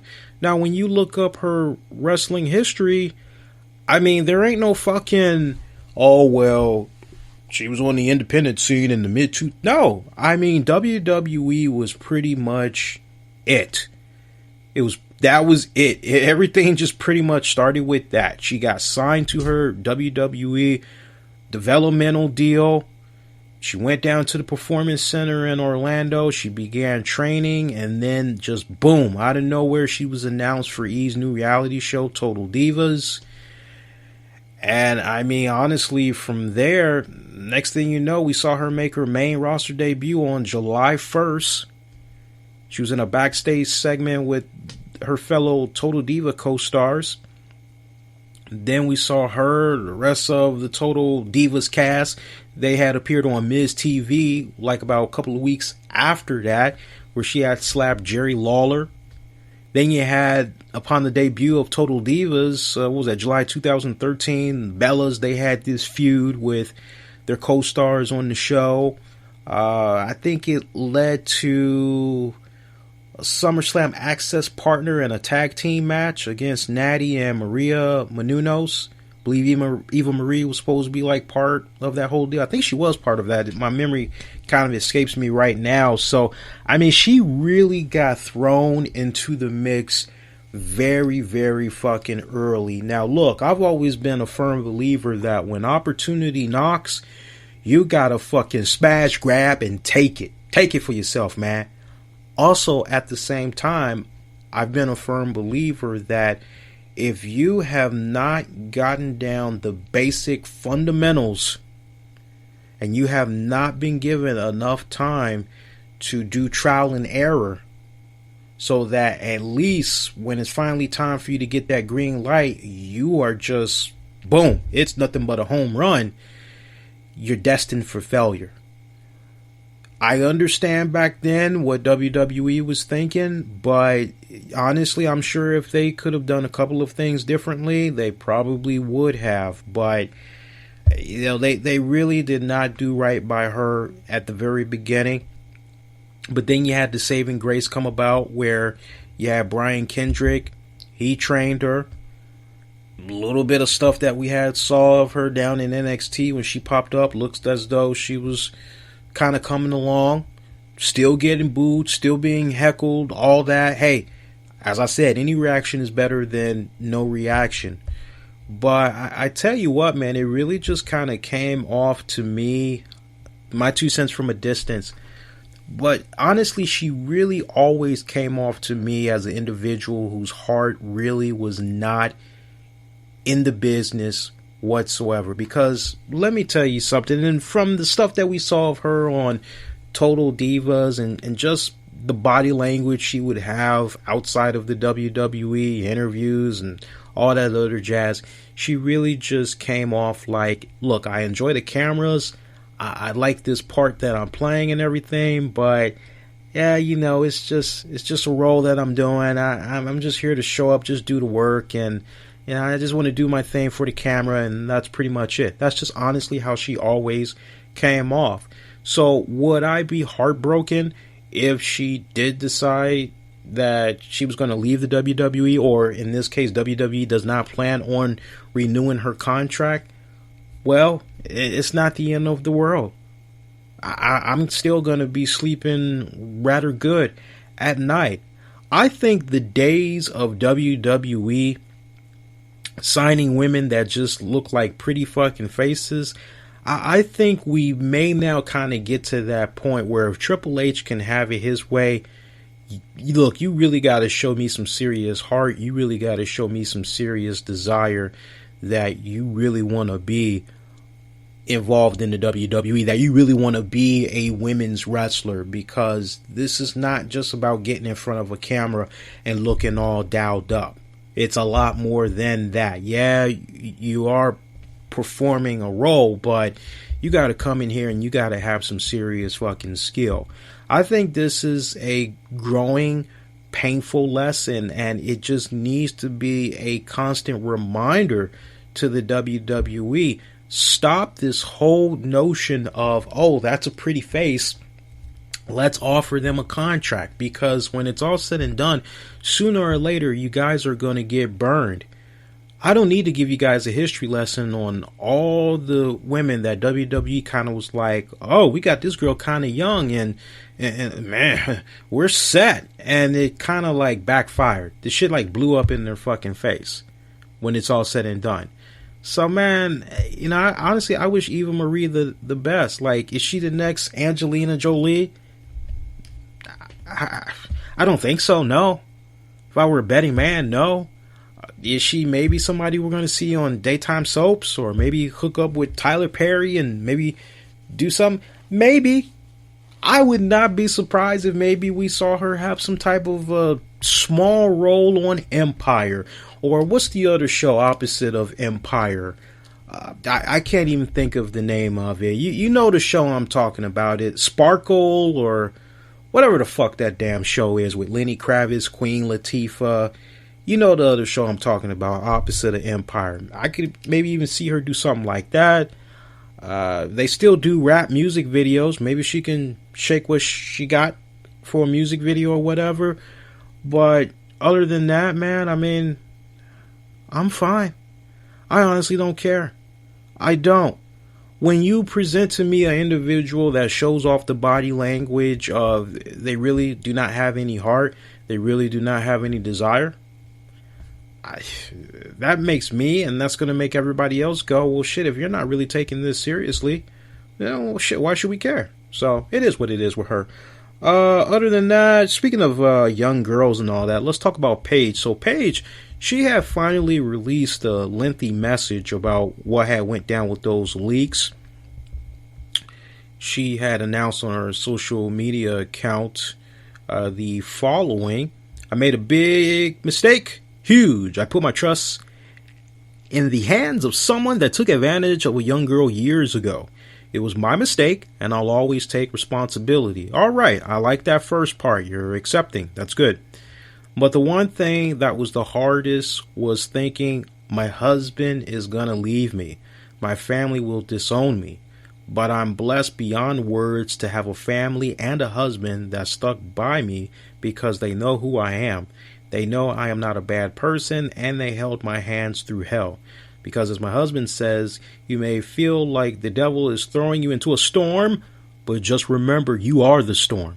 And he's right, but we are human. Unfortunately, people don't see it that way when they are behind a keyboard. They don't think that we have feelings or we don't suffer. Not only was I a victim of viral humiliation, but a victim of cyberbullying. I had days where I wanted to physically harm myself, not only for what millions was telling me, but because my family and my husband was suffering the same fate from the internet because of my mistake. It made me and Alberto to wonder how many people who aren't as mentally strong as us can handle this. How many people have to suffer because of the internet and the cowards behind the keyboard?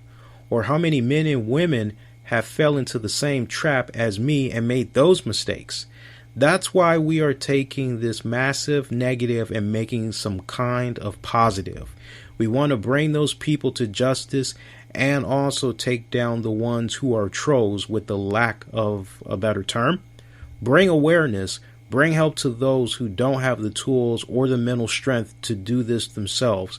To show men and women alike to always think about their future before they do something like this that may cause a butterfly effect later on in life.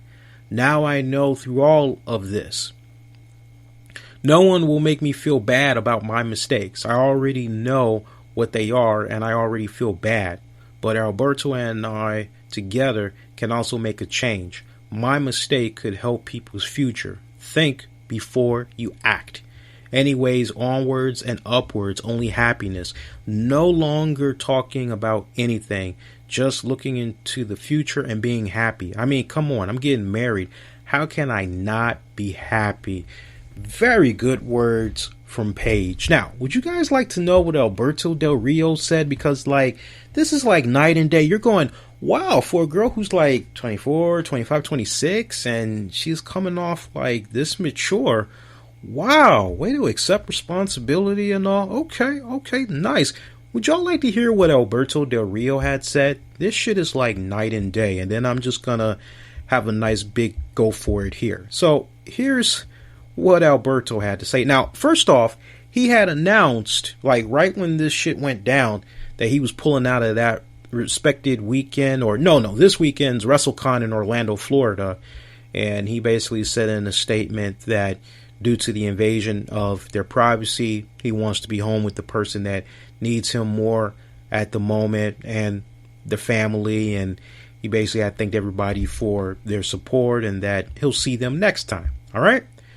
Now, following that, here's what he said at great length on Instagram. Actually, it's not even at great length, but here's what we got. I'm going to clean this up because I kind of felt the impression that maybe he was typing while upset. And honestly, when you type when you're upset, I know by heart, I always miss some shit and I go, damn. And then I got to go back and edit later, depending on the platform. Sometimes you can't edit at all. But anyway, Alberto El Pachon, he stated the following. It doesn't matter how many times you try to break us. It's not going to happen. We were harassed by a company. We still are. Because you don't fool me, motherfuckers. I know it was you trying to destroy us. Destroy my baby. She's better, stronger than all of you pieces of shit. We are getting married Wednesday. Have a nice day and go fuck yourselves, haters. Does that really come off very juvenile or what? I mean, I was expecting maybe something like that to come from out of the mouth of Paige to a certain extent. But no, that is what El Patron had said. I'm just kind of going, damn, what the fuck, man? So, look, let's just put a nice little ribbon on this whatsoever when it's all said and done.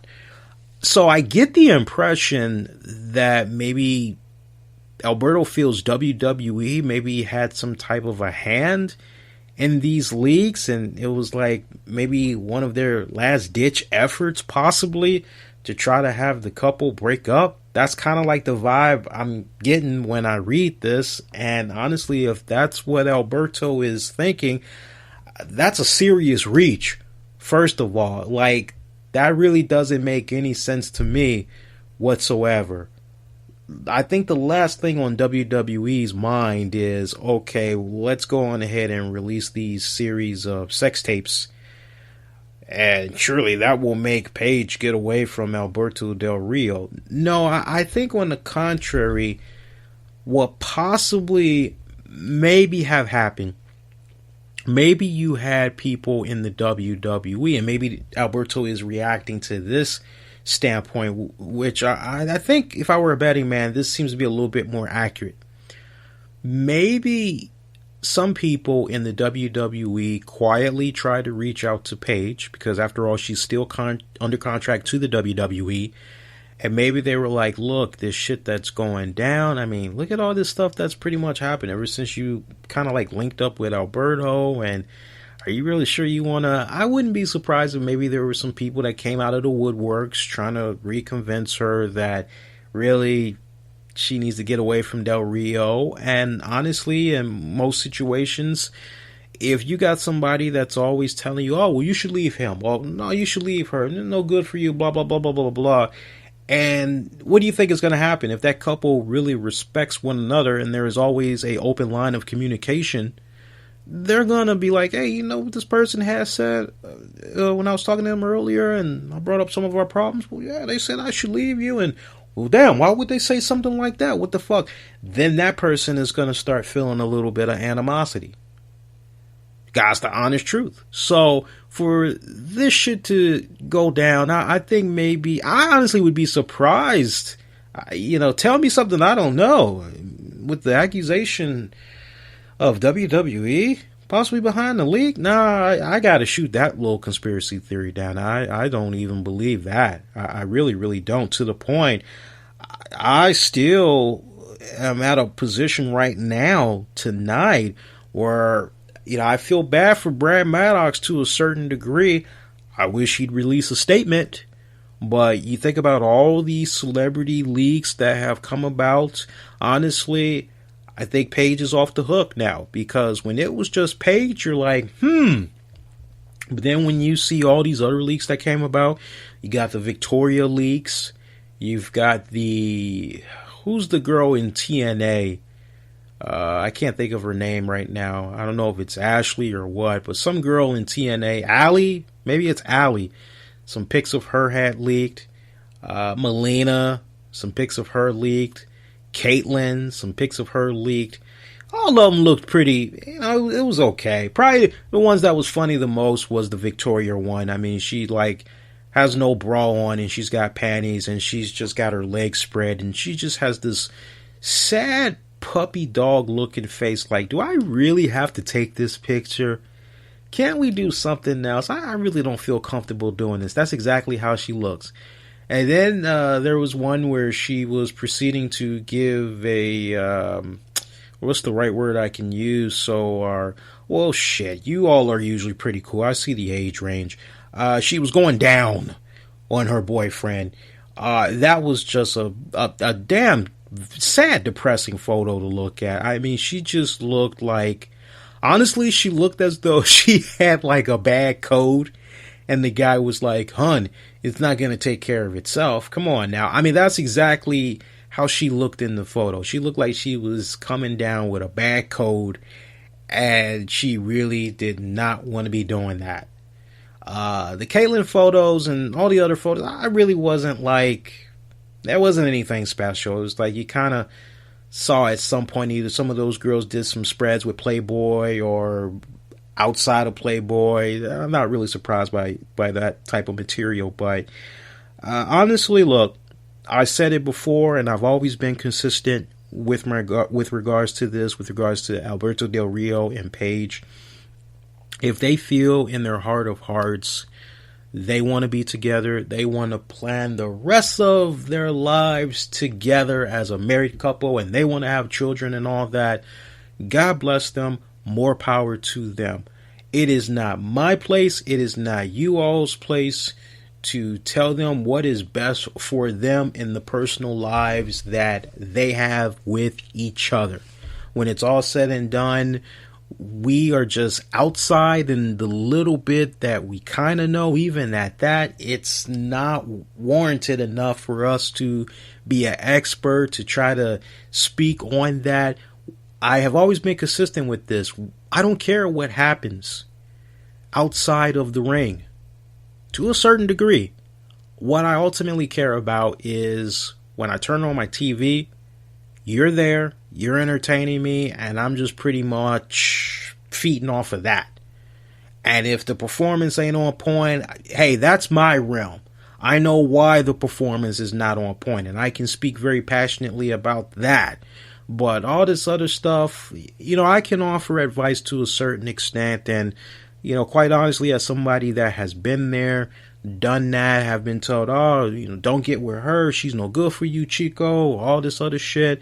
You're going to follow love where love takes you. When you meet that person, you just know it. You know it when you fucking feel it. You just know it, because when you finally come to that point, there's like not a thing, nobody that's going to stand in your way from doing what you're going to do when it's all said and done. So I wish them nothing but the very best. They're supposed to be getting married this Wednesday, man. Like, fucking no power to them. I said no power to them. I'm sorry about that, guys. More power to them. It's like, how you really feel, Lee? No, seriously, more power to them. I wish them nothing but the very best, man. And I'm assuming Del Rio was able to get a divorce, finally. Everything is finalized. I'm assuming. Unless it's different, the country where him and his first wife got married. I don't know. Other than that, let's see, what else can we talk about? Huge day on Capitol Hill as the House pulled the plug on internet privacy rules. I got to spend a couple of minutes talking about this because this is a pretty big deal. So broadband providers won't have to get your permission before sharing your web browsing history and other personal data with marketers, thanks to a vote today on Capitol Hill, or Tuesday that was, on Capitol Hill. Republicans in the U.S. House of Representatives, they approved a resolution that prevents privacy rules passed by the FCC last year from taking effect. The vote was 215 in favor, and you had 205 opposing the measure. So the Senate voted last Thursday, to adopt the resolution to nullify the rules. All that's now left is for President Donald Trump to sign the order. So this will essentially repeal the Obama-era regulation that passed in October, days before Trump was elected. These rules would have required broadband companies to get their customers' permission before they sell sensitive information about their web browsing activity, app usage, or whereabouts to marketers. And when I say sensitive information, your medical health, your job history, things of that nature.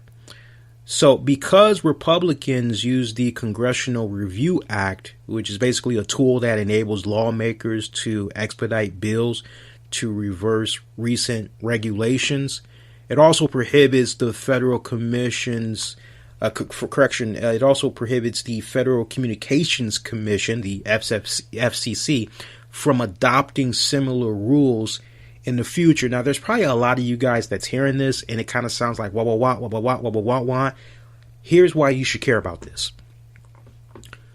Consumer advocacy groups say this is bad news because the rules that were in place, they protected your privacy. Now, without these regulations, these groups say that broadband providers will be able to sell information about where you've been online, what you're buying, the apps you're using, and where you're located to marketers and other third parties like insurance companies. So ISPs like Comcast, AT&T, and Charter will be free to sell your personal information to the highest bidder without your permission. And no one, I repeat, no one will be able to protect you. Meanwhile, you got internet service providers that say the regulations are too strict and unfairly single out broadband providers because they require broadband companies to adhere to a more specific kind of strict privacy requirement than internet companies must follow. They say the rules are burdensome and will stifle competition, thus increasing the prices. So, you hear all this that's going on. Obviously, the vote that went down, it has been highly publicized. It has met fine party lines. It's been part of a GOP effort to eliminate several regulations that were issued during President Obama's final months in office.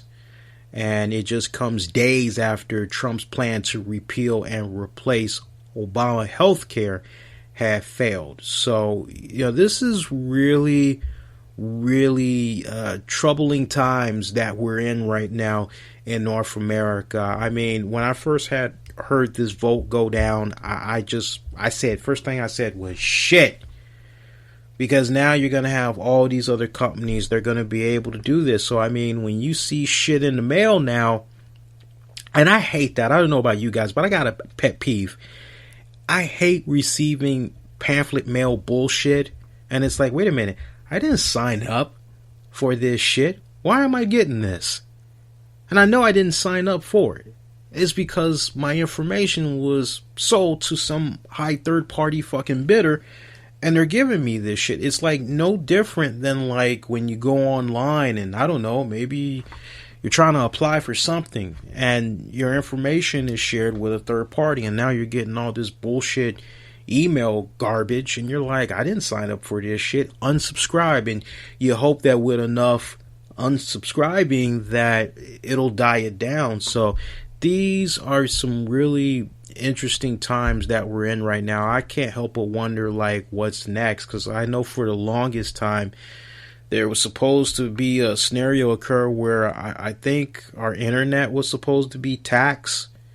Because, like, I think they were trying to figure out how to, like, tap into more money, trying to help decrease deficit and all that. I don't know exactly where they are with regards to that, if that's something that's already been implemented. I mean, I don't really see it on my tax bills just yet, so I'm assuming not. But I heard that was just like, oh, that actually made me kind of like that Indian with the tear running down the cheek. That just kind of made me go, oh, man. So, see, a couple other topics I want to get into. I thought this was really interesting. I just wanted to share this with you. I'm not going to really comment on it too much, but Shawn Michaels, he had appeared on Sam Roberts' show last week, and he had revealed that he was actually offered a match against AJ Styles for this year's WrestleMania. I bullshit you not. That was actually one of my dream matches growing up. I really wanted to see those two guys get it on. He said in direct quote, "I guess I'm breaking something with you, and I don't even know if I should, but I could have had that match." They didn't even have an opponent for AJ at WrestleMania. I said that I hadn't been asked because I hadn't, but then I was. I said, I wish that young man was here 10 years ago, man. I honestly do. I think he's very talented. Now remember, he hasn't wrestled since losing a career versus streak match against The Undertaker. WrestleMania 26, that was back 2010. He said earlier this year, Triple H and Vince McMahon, they never had approached him about a return match, but he thinks that a match with Samoa Joe would be something he would have enjoyed. And he said, I look at Joe, and I've told him a number of times that I see his stuff at NXT and think to myself, man, I could have a great deal of fun with you. He's a guy I sort of enjoyed and one of those sleeper guys that no one talks about. That's what he had told ESPN back in January. We have contrasting styles. I get that everybody wants to see me and AJ or Seth or Dolph. From my standpoint, I think really telling a great story out there is most important. I could do it with a guy like Samoa Joe. His stiff looks really good. Oh, I said stiff. I apologize, guys. Again, no glasses tonight. His stuff looks really good, and sometimes he just looks like he's beating the tar out of somebody. I understand where he's coming from, and I do agree with Shawn Michaels. If it was 10 years ago, I mean, don't get it twisted. I still feel that Shawn Michaels still has some good matches left in him. I don't know if it would be of the caliber from last we had saw him, about almost 10 years ago. But for me, AJ, Shawn Michaels. So many times I thought maybe we were going to have a chance to see that, and it didn't happen. It's a ship that's passed. And Shawn Michaels is probably what? Shawn Michaels is what? Maybe 55 now? I'm actually looking up his age right now. Oh, I made him much older. He's 51. I think, honestly, it could happen. I think Shawn could come back and maybe do one more match. He just really has to be feeling it. He's really got to be feeling that person. The stars have to be aligned. There's got to be the right storyline. Everything just really has to be aligned. I don't even think it's an issue of money. Shawn has stated many times over the years that, like, as far as him coming back to do a match, like, for him, he's always said it's not about the money. Then I saw him in recent interviews. He's like, well, if a certain number could be met. So it kind of seems as though he's loosened up a little bit on his stance. But, I mean, at 51 years of age, I would just imagine Shawn's probably looking at what had happened with Bill Goldberg this run. Probably looked at what had happened with Sting. I really wouldn't be that surprised if Shawn Michaels maybe like, you know what? Maybe one last hoorah. This is pretty much it. I mean, he went out still pretty young, and I got to give Shawn Michaels a lot of props for that.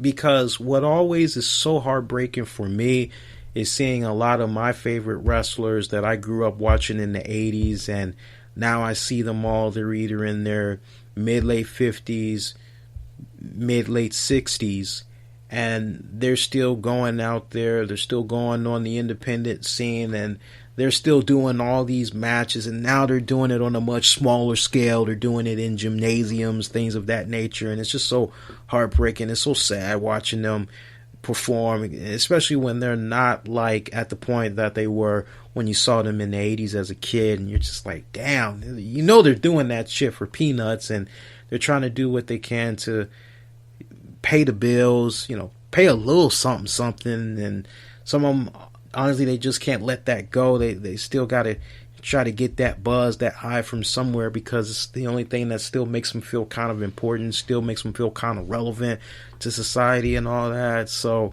it's really heartbreaking when you watch them operate that way, man. But trust me, I would have loved to seen that match come about. I would have loved to seen that match come about. So other than that piece of news, let me talk about the following here, man. So I checked out the new Dave Chappelle Netflix special. I gotta tell you guys, if you haven't checked out this joint yet, you need to. And I would highly encourage you all to check out the second episode first, and then end it by checking out the first episode. The reason why, the first episode, the energy, everything is just on fucking point. You are on such a buzz when you watch it. But then when you go to the second episode, I mean, don't get me wrong, there's some moments, a lot of moments during the second episode where you laugh, but at the end you go, this was kind of weak, man. It wasn't as good as the first episode. You honestly will say that to yourself. So take my advice right now, and when you get ready to watch it, watch the second episode first, then watch the first episode. Now, recap for you all. Dave Chappelle, he had signed a very lucrative deal, estimated to be about $60 million with Netflix, to do not one, not two, but 3 comedy specials for Netflix. So 2 of them are already up on Netflix. There's going to be a third one that's going to be released before 2017 is up. And the third comedy special is totally going to be produced by Netflix. The first 2, if I'm not mistaken, were produced by Chappelle, his production team and all that. But Netflix is supposed to come in and just do the whole shebang for the third one. And we heard off and on over the years some stuff that was going on with Dave Chappelle. I mean, look, I grew up on Chappelle. All my friends grew up on Chappelle. And, you know, I got to show my man a lot of love because we're right here in the DMV area. He was born and raised in the DC area. He is, like me, a Duke Ellington alumni. Only the best go to Duke Ellington, baby. So I definitely got to show him some serious love. And I tell you what, man, when he was doing the Chappelle Show back in the mid-2000s, me and my friends, we were rooting our man on. We were like, go get him, man. Chappelle Show, if you ain't know nothing about the Chappelle Show, it was like, you must not know funny. Like, you literally had to been like living under a rock if you didn't know anything about the Chappelle Show. And I gotta tell you, me and my friends, we definitely were shocked as hell when it came time for that third season, and Chappelle just up and rolled the fuck out. He just said, you know what? Fuck this. I'm going to go on ahead. I'm going to take my ass to Africa. And we all were kind of like, why the hell is he doing this? Why the hell is he doing this? Why is he just rolling to Africa? This makes no sense. And then everybody started saying like, oh, you know, he's suffering from some type of drugs. I mean, they were saying all types of weird, fucked up shit about him. And, you know, he just, honestly, when it was all said and done, at the greatest height of his popularity with the Chappelle Show, he just felt that it was so like, what's the right words I'm looking for? Everything was just coming at him so fast. Not to mention, he was also coming across scenarios where people that like weren't really his friends were trying to like butter up to him. So, you know, like almost kind of like backstabbers basically. So, and then also got to fast forward it a little bit. He had did a episode of Inside the Actor's Studio back in 2005, if I'm not mistaken. And he talked about the whole sabbatical that he took to Africa. And he basically had said, you know, honestly, what was largely a big factor in me going over to Africa was the fact that my father had passed away some years prior. And I just continued to throw myself into my work, and I never really had took the opportunity to mourn his death.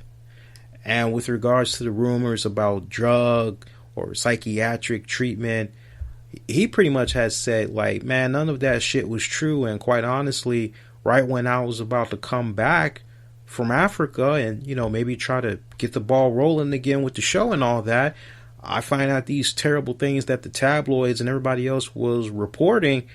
And you know, I just felt cheap after that. I felt really disgusted. And I just said, you know what, fuck this. I'm just gonna, you know, I'm gonna stay in Africa. I'm just gonna go there and, you know what, fuck this. So he walked away from like a $50 million deal from Comedy Central. They wanted him to do like, I think 2 or 3 more seasons of the Chappelle Show. So, you know, he like walked away from that, took a little bit of a hiatus, and we saw him do a couple of things here and there.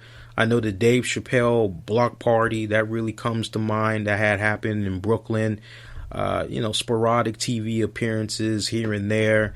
But probably, you know, honestly, what really had got the ball rolling on all eyes being on Chappelle was how he went about handling his return to primetime, if you will, with Saturday Night Live. I mean, a lot of eyes were on that because it was like, oh shit, it's Dave Chappelle. He's back. He's on Saturday Night Live. You know, what's going to go down? And that was such a monumental episode because they basically were coming back after the whole election shit went down. Like, they thought for certain Hillary Clinton was going to win. So when President Trump won it, they're like, they tore up the scripts, all that shit, and they're like, we got to go back to the drawing board and we got to figure out like what the fuck we're going to do.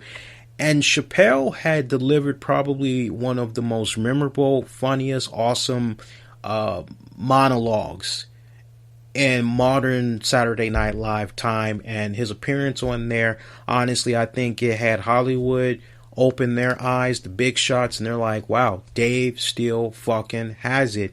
And one of the first deals that honestly came through for Dave was this Netflix deal. Timing of it was right, everything. Great lucrative deal at that. And so many actors, directors, producers who have given interviews that I've read over the years that have talked about Netflix, they all keep saying the same thing.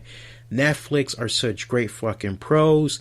You get their full backing, and right down to the point when it comes to the actors, like, there's no like commitment. They all don't have to like come back to film more episodes by a certain date. They can go run off, they can go do their other projects, and quite honestly, like, Netflix is just so fucking patient and accommodating them. They honestly, at the end of the day, they just really care tremendously about quality execution rather than quantity. And I think that's just a really good, awesome fucking formula. So for Dave Chappelle to hook up with them, and I mean, think about it. We've seen Adam Sandler, you know, he was kind of doing something with Netflix. Bill Cosby was supposed to do something, but the whole rape allegation shit went down.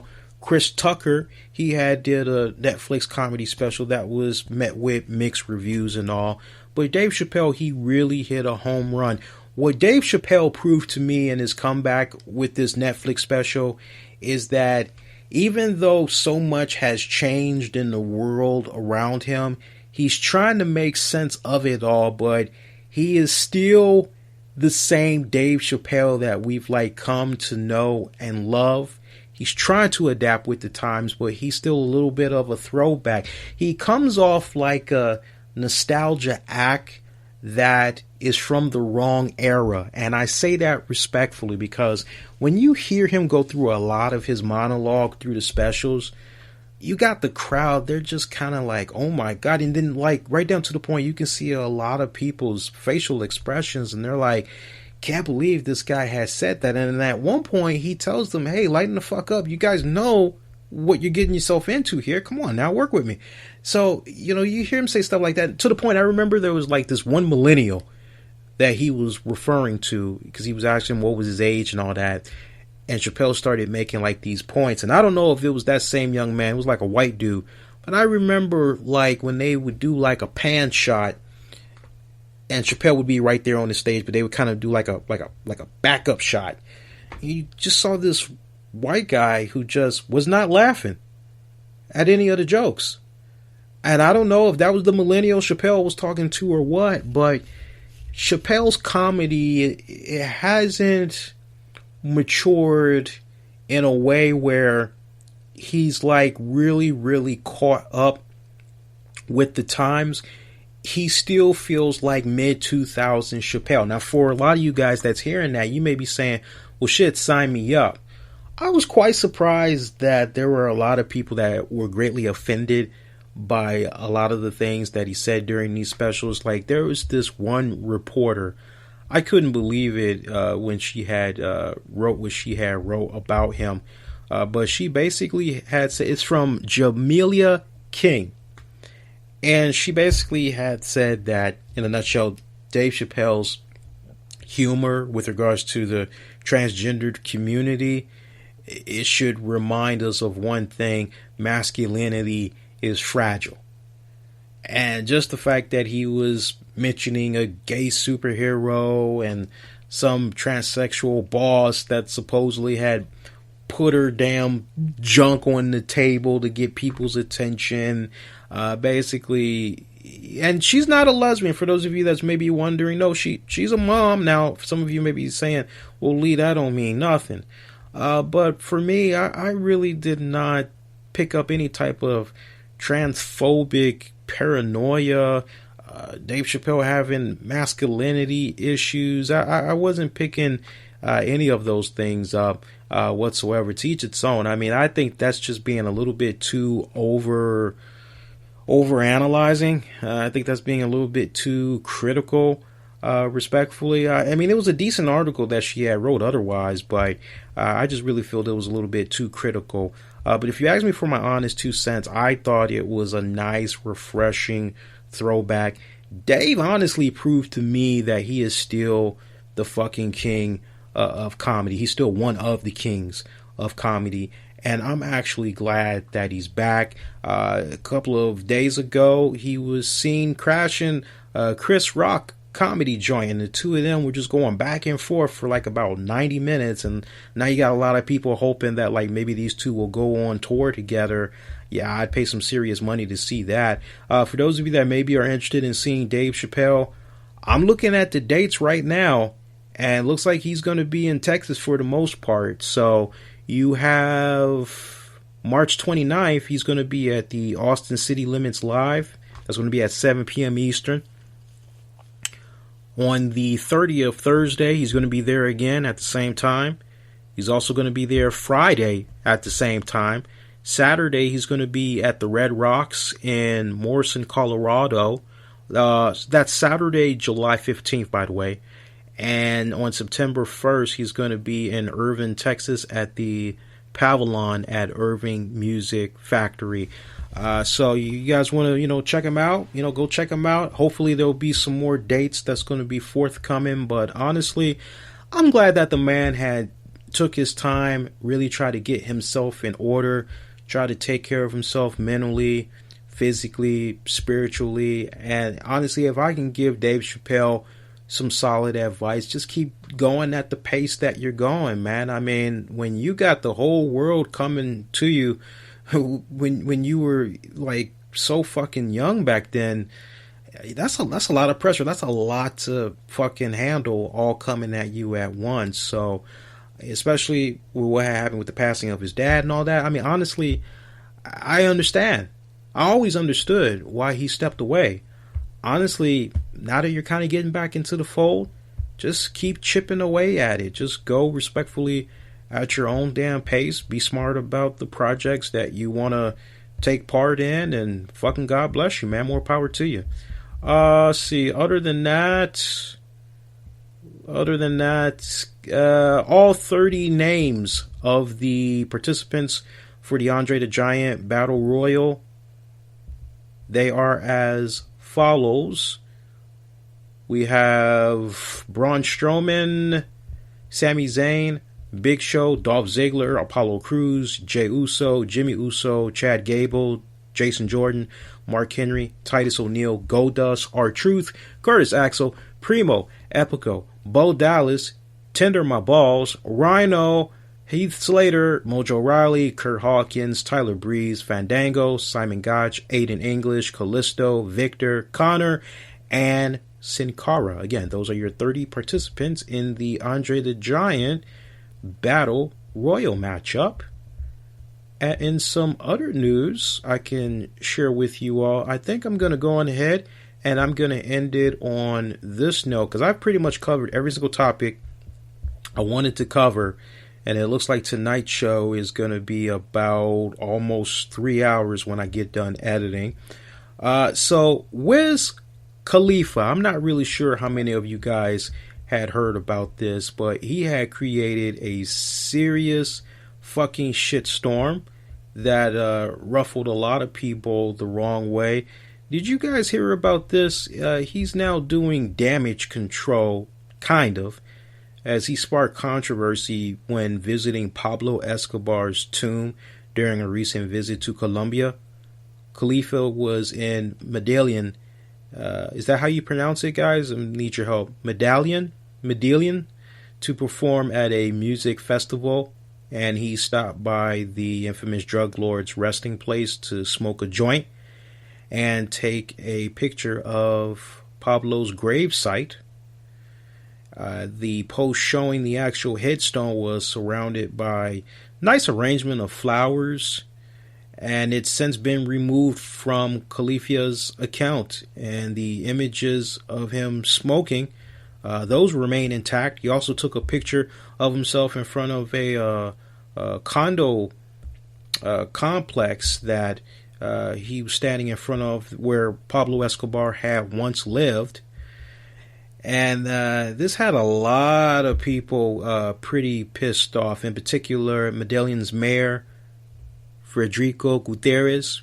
He blasted Khalifa, saying that scoundrel, instead of bringing flowers to Pablo Escobar, he should have brought flowers to the victims of the violence in this city.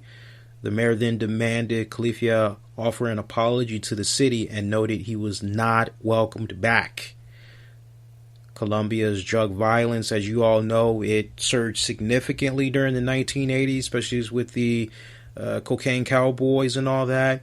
Led to a lot of people dying. Ultimately, Escobar was killed in a shootout with authorities in Medellin back in 1993. And, eventually we saw Khalifa, he issued somewhat of a half-ass apology. It basically had said, didn't mean to offend anyone with my personal activities in Colombia, but I'm glad we came and got work done and everyone was safe, peace and love. And look, this is my advice to the 29-year-old kid. Look, he's not gonna hear this, but then again, you never know. I mean, shit, I got Tay Diggs following the RCWR show. I didn't even follow the dude. He just out the clear blue, Tay Diggs is now following you. I'm like, what the fuck? And I followed Tay Diggs back. Who knows? Maybe one day I can have Tay Diggs on the show. But like, look, Wiz, you gotta be careful, man. You gotta be smart. Now look, I need you long-time listeners to help me out. I looked up this guy's bio. I kind of know a little bit about his music, but not enough to make me want to really sit down and give a flying fuck about it. But a little bit that I listened to, I'll admit the young man is talented. I looked up his bio and everything. I don't pick up anything of a Biggie. I don't pick up anything of a DMX, Redman, Method Man, Snoop Dogg, Ice-T, Ice Cube, Dre, Eazy-E. I'm not picking up anything when I check out his bio. On the contrary, he grew up to parents that had served in the military. His parents had divorced when he was about 3. He was always a military brat with his parents. It basically had caused him and the family, they moved regularly. He lived in Germany. He lived in the United Kingdom, Japan, before settling in Pittsburgh. So as far as his tattoos go, he's always had a obsession with tattoos far back when he was a kid.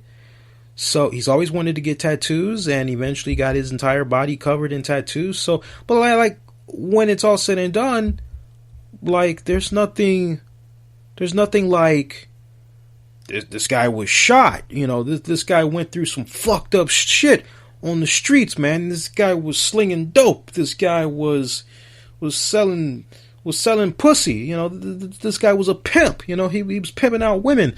Nothing like that. Nothing like that whatsoever. So when I hear about this guy's upbringing, and then I hear how this man chose, because everything in life is a choice. I hear how this guy had decided, oh, well, I'm in Colombia. Let me go pay a visit to Pablo Escobar's grave. And look, I think this young man has been watching too much Narcos on Netflix. Or my guilty pleasure, Pablo Escobar, El Patron del Mal. I think maybe he was watching a little bit too much of that. And honestly, those respective shows glorified, especially El Patron del Mal, glorified the hell out of Pablo Escobar. Really made him come off very Robin Hoodish, to the point it was like, oh, well, surely you have compassion. You understand where he was coming from. I mean, you lose in translation the victims that he hurt.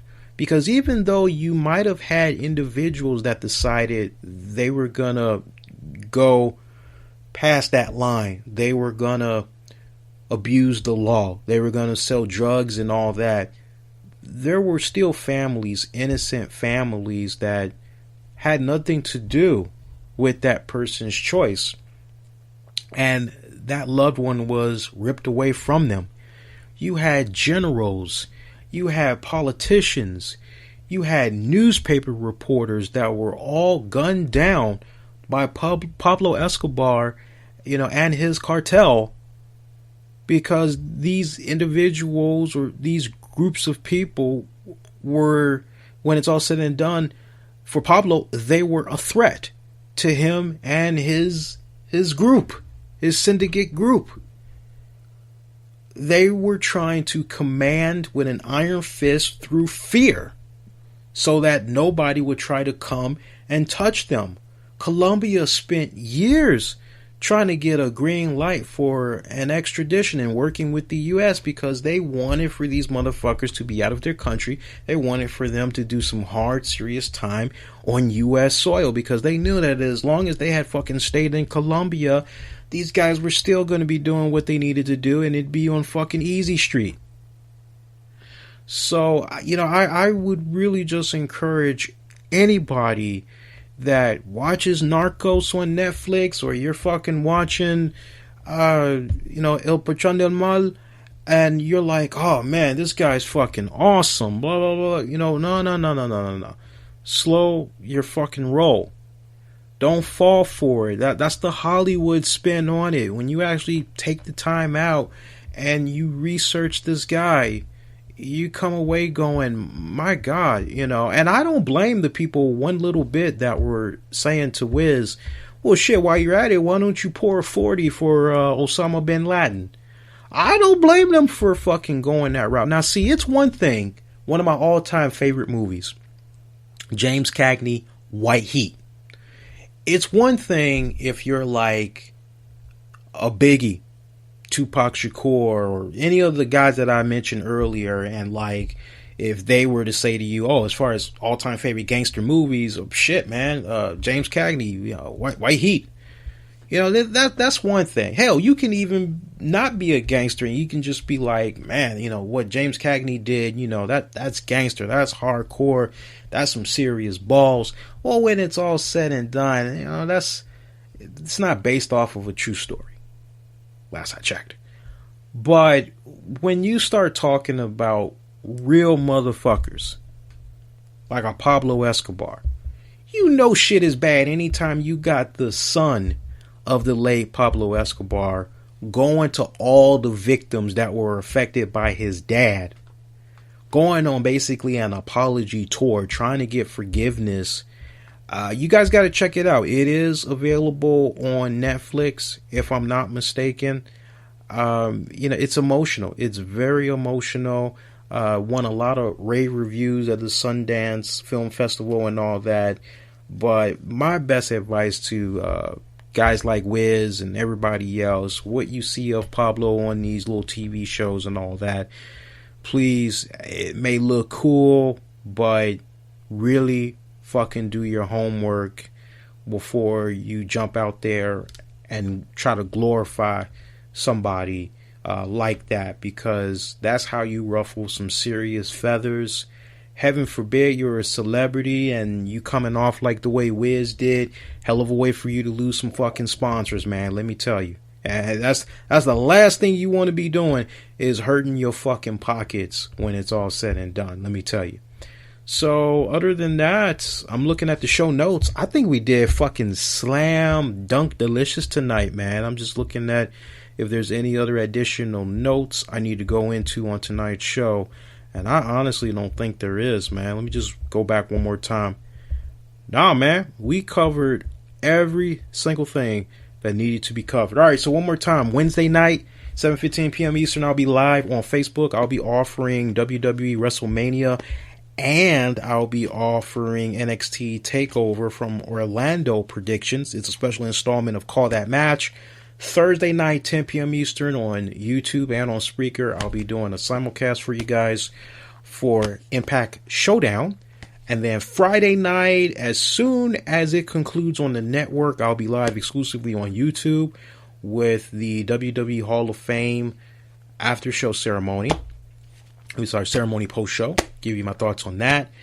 Saturday night, exclusively on YouTube, I will be coming at you all with NXT TakeOver, the after show. And then Sunday night, man, fucking WrestleMania, man. It's the after show. That'll be a simulcast you can catch on Spreaker and on YouTube. We'll announce the bottom winners for the 2016 WrestleMania prize giveaway that's tied into the 2016 RCWR Show Awards. Remember, if you haven't got caught up to speed on that yet, go on to our YouTube channel. You can check it all out on there for rules, how to enter, all that jazz. We'll release the top winners. We'll reveal those on next Tuesday's RCWR show. And there will be a WrestleMania post Raw after show Monday as well. I know that's a lot of information that I just put out there for you guys, but I tell you what, if you got Facebook, you can actually see everything that I just said on the Facebook page. So go pop your head on over there, like the page while you're at it, stay connected to me, and that's going to do it. For those of you that's going to be waiting for this on the downloads, give me about 20 minutes. And yeah, about 20-25 minutes at most, and I'll actually have this ready for you guys. All right, I want all y'all to be safe. Most importantly, be kind to one another. I will see you next go round. Everybody, a very good night, good morning.